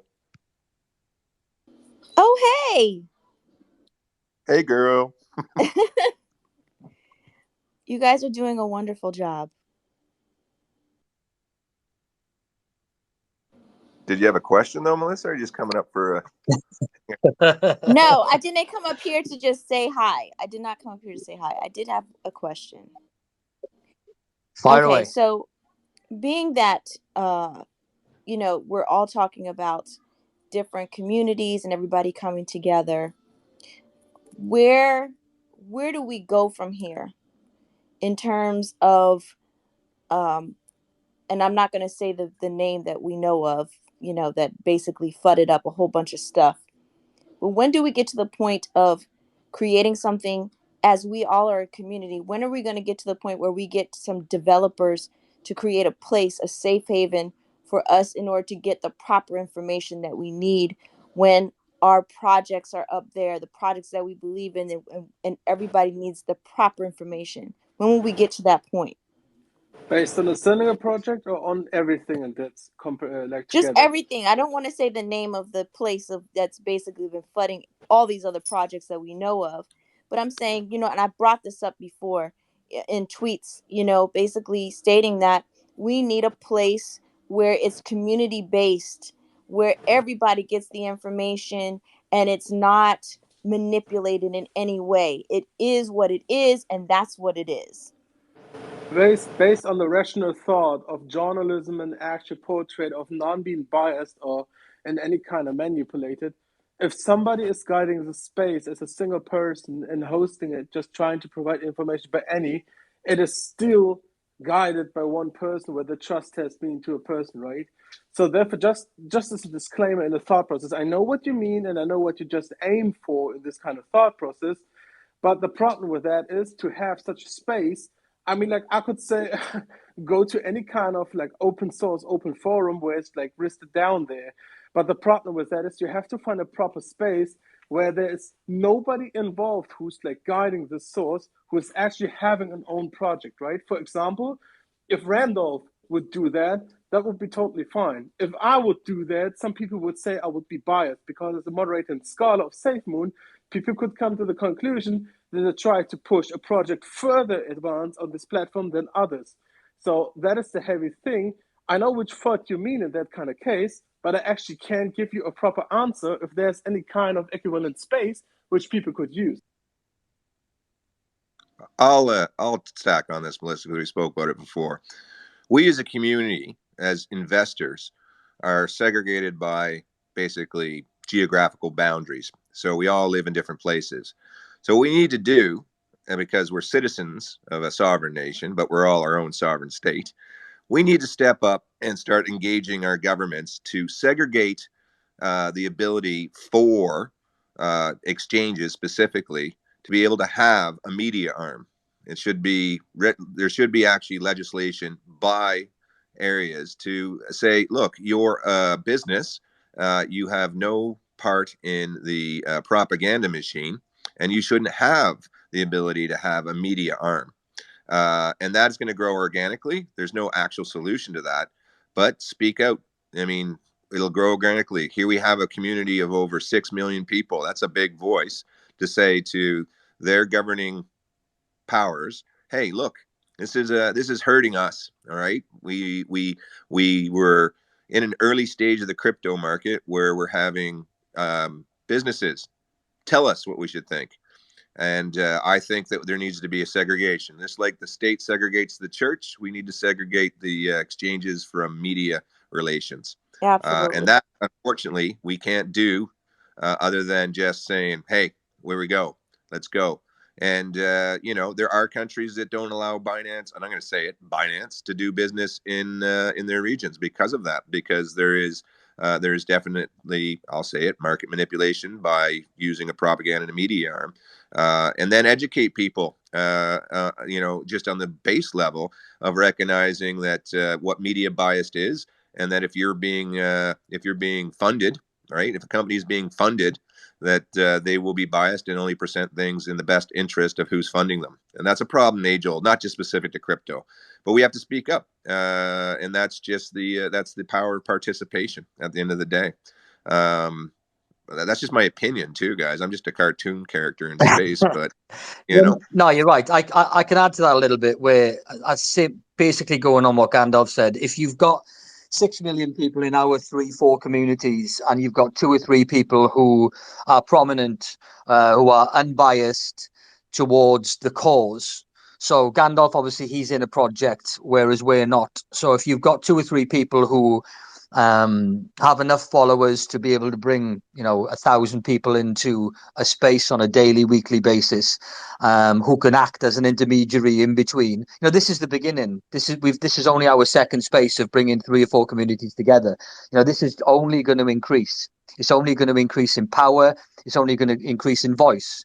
So yeah, having an independent, I suppose, panel of loosely termed experts bringing something forward, towards the governmental level.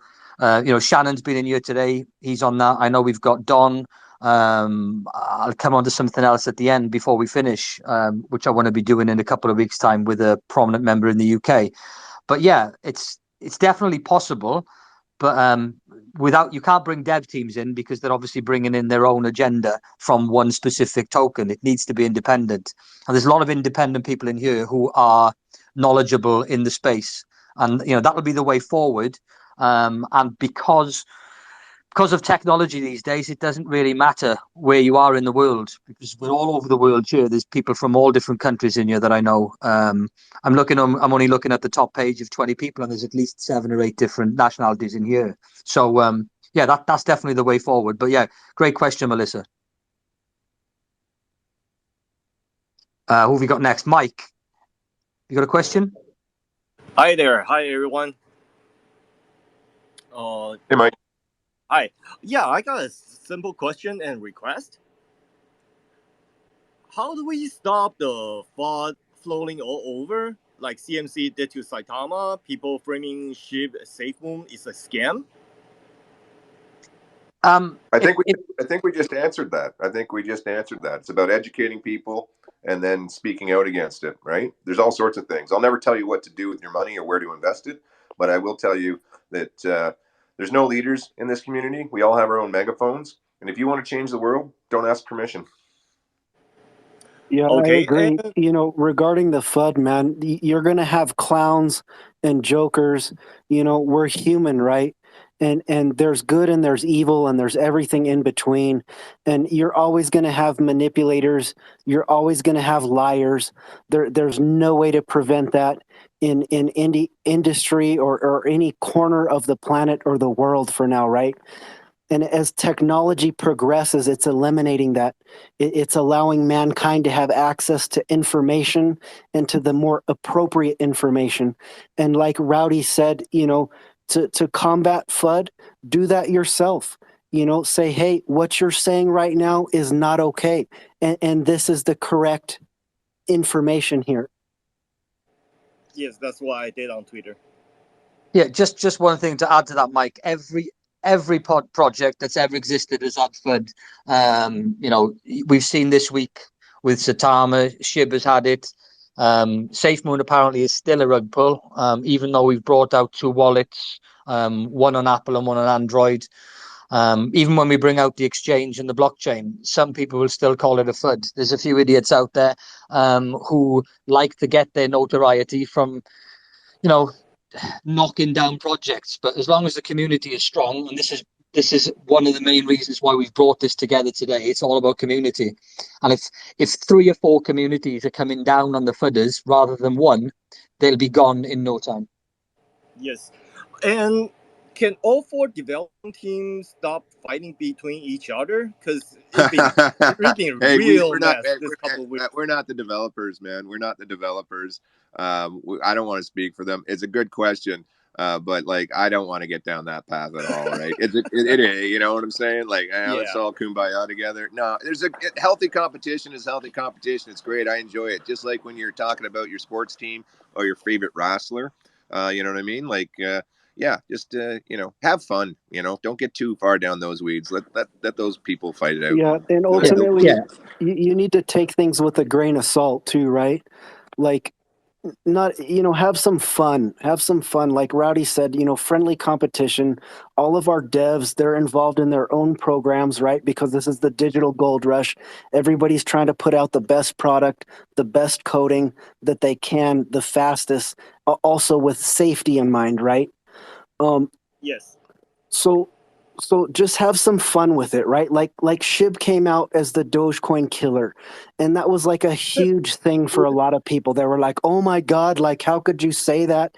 and this and that. And it's like, bro, like these are meme coins, right? Safemoon has their logo, Saitama has their logo. We make memes and we have fun. So like I said, take things with a grain of salt. I think people engross a lot of what gets said and make a bigger deal out of it, such as the coin market cap issue, right? It really wasn't a big issue, but yet people, and I don't know, I know what happened with your specific, I saw that regarding Saitama, right? And coin market cap, they fudded Shib as well with the circulating supply and whatnot, but people make a bigger deal out of it than it really is. Yeah, I think all teams need to post a statement on Twitter or somewhere saying, "Hey, everybody's friend. Let's be in good competition instead of fighting each other." I think, Mike, the change comes from the bottom. If change comes from the bottom up, where there's millions of people in a community, as opposed to one dev saying something about one other dev, just take it as a pinch of salt. Because when there's 6 million people in our 4 communities all together, if one dev says something about another, it means nothing. The big community is what I think it was Nasty was saying earlier on. We're community driven tokens. So it's irrelevant what a dev says when there's millions of people. We have meetings. If we're having meetings once a fortnight on Spaces, and somebody in Ship says something about Saitama and their devs, we're all friends in here. It means nothing, and that's the way to look at it. Just ignore that and just get on with the game. Yeah, I've been laughing at it for almost a month now. Yeah, exactly. Okay, if I bring up Shib.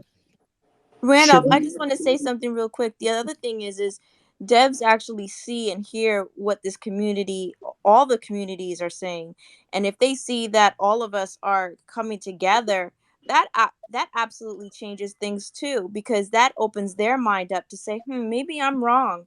Maybe I need to open up my mind on what I'm doing, and how I actually can, you know, uh, uh, make a change on other people. Like, we all coming together like this and talking about this, and being open about it, this is really big, because a lot of people are just like, that's my project, I'm invested in that, or I'm just invested in this. We're talking about all these different projects that all of us actually hold coins on, bags on, but we all want this to be more like a kumbaya, you know. Yeah, you're 100% right. And one perfect example of that was Gandalf held a space on the night that we won the Community of the Year award, and in there was the senior moderator, the national moderator, Charles Caroni, who was the VP of the European section, which is John's brother. Pretty much everybody was in there. The blue tick Safemoon official site was in there, and probably John was in there himself under somebody else. Every member John of was in there. John was in there. so every member of the SafeMoon team was in that space to congratulate the community, because they know that if you didn't have a community, you've got no token. So you're exactly right. That was a great space, and it just showed that they're listening. And anytime somebody puts any information out there regarding, and this will be the same with Shib, Saitama, you put some information out there of a good idea, it'll get back to the devs, and at some point it'll get implemented. So yeah, it's all to do with the community. So yeah, good point. G-Rod, how are you doing, G-Rod?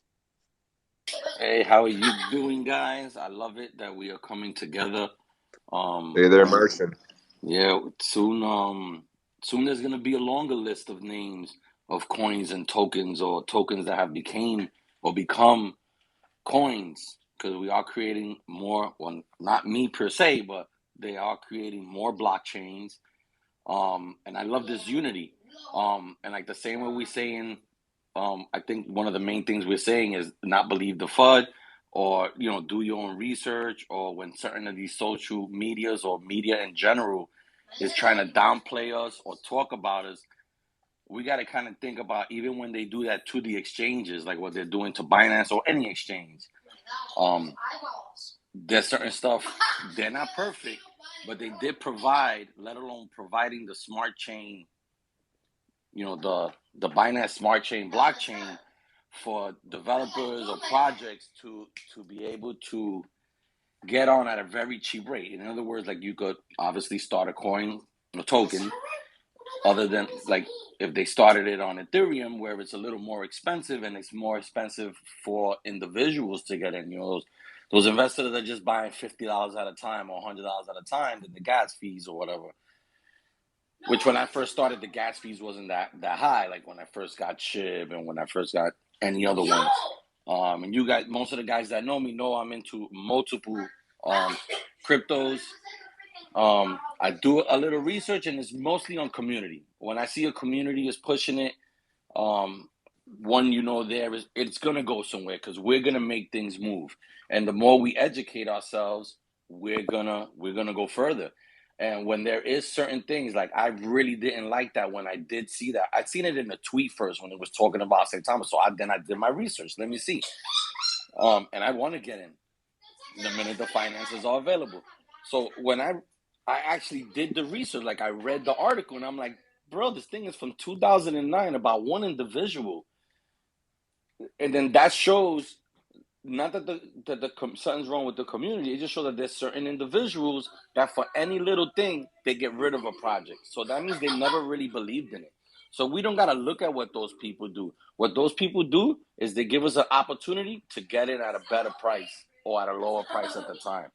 So we got to think, why did they put that posting? They, like you guys said, they're into manipulating it. Most likely they were the ones that, because it dipped and it went right back up. Who got in? Probably whoever put the damn post. I think that would be my knowledge. But we got to look at, Binance did do a lot for crypto, at least what I believe in, because a lot of people did first get in through Binance, period, for any other coins. And then if we look at it, be like, oh, they keep banning them in this country, in that country, in that country. Bro, we know we can't believe in governments. So why would we take their word for it now? Like, oh, they're banned over there. Who banned them? Bro, this is crypto and mostly DeFi. We cannot be banned. We just can't. It's non-existent. Like Thomas said the other day, they would have to cut the power. But we know how to create energy now. We know how to create our own internet. And that being said, I do love this.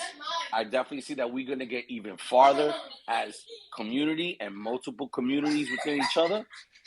If you are invested in just one, at least you still know that this one is something that is still speaking for you.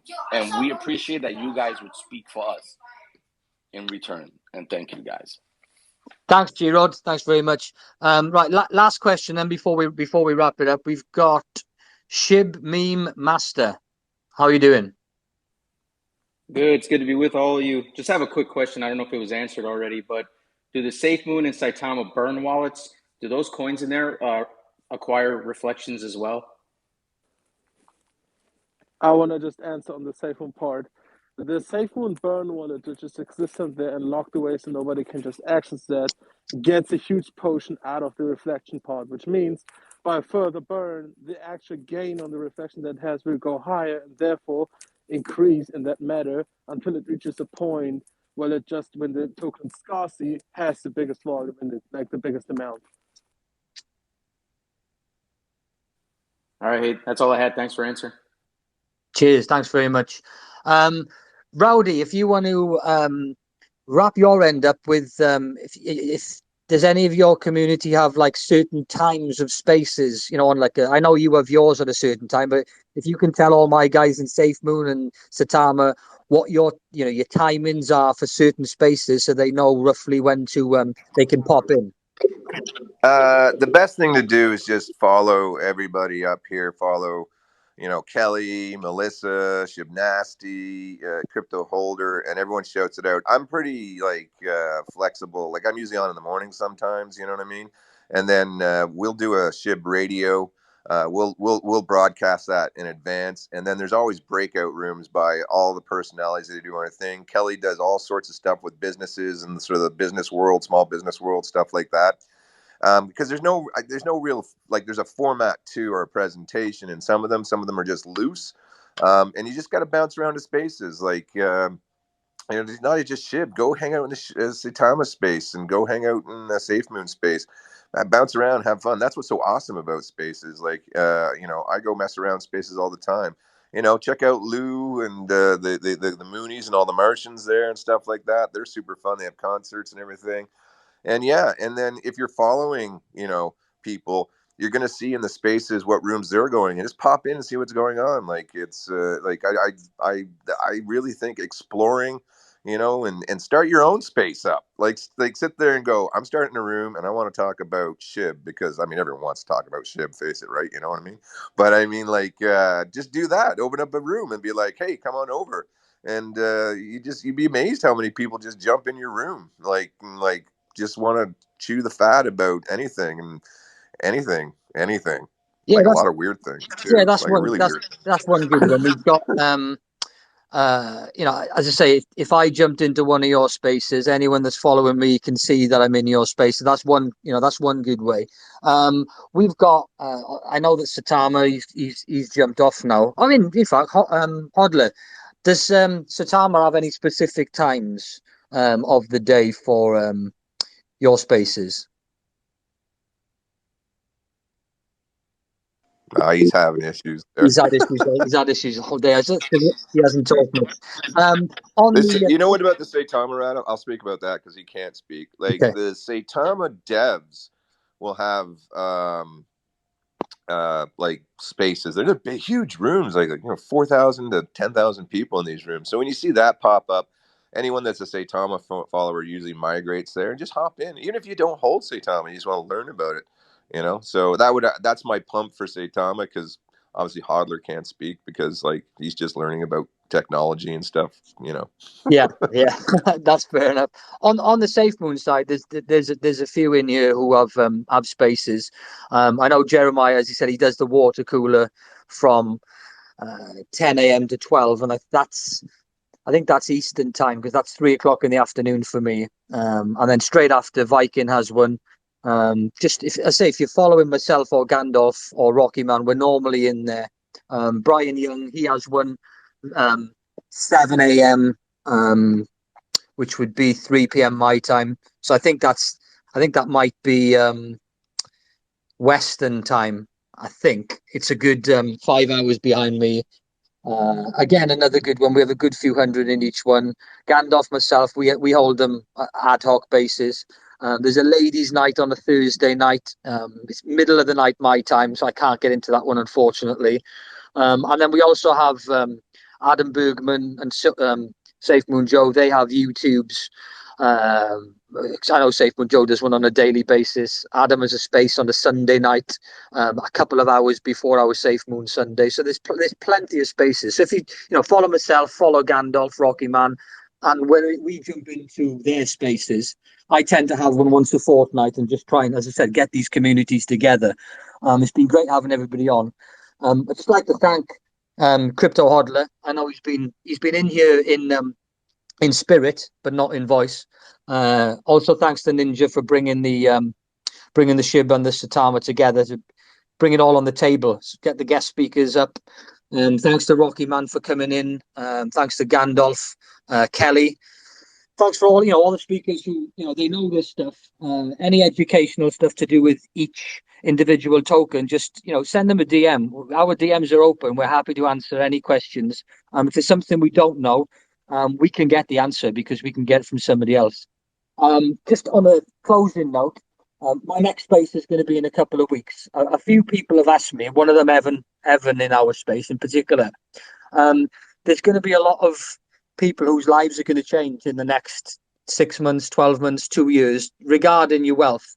And if you haven't had money in the past, and you're going to get money, then it's how to deal with that situation. It's a topic that lottery winners fall flat on their face. They get 10 million, 20 million, and they think it's going to change their life, and they've pissed it up the wall within 3 years, and half of them are bankrupt. So what we're going to do is I'm going to do a space in a fortnight. I know he was in here earlier on, but I can't see him in here at the moment. We've got Safemoon Millionaire, who is a whale in our community. He's a businessman.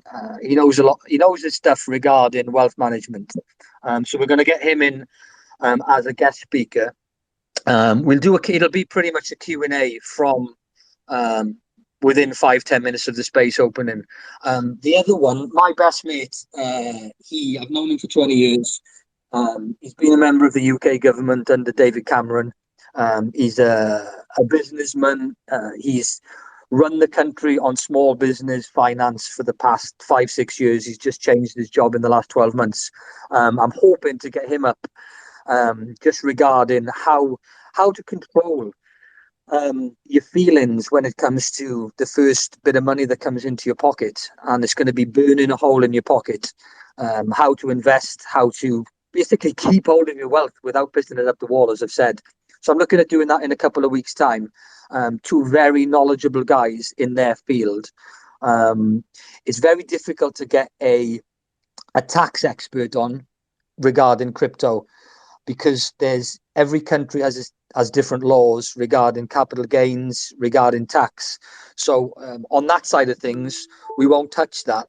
That'll be on your back regarding finding somebody, not on the internet, but a reputable chartered accountant who deals in cryptocurrency.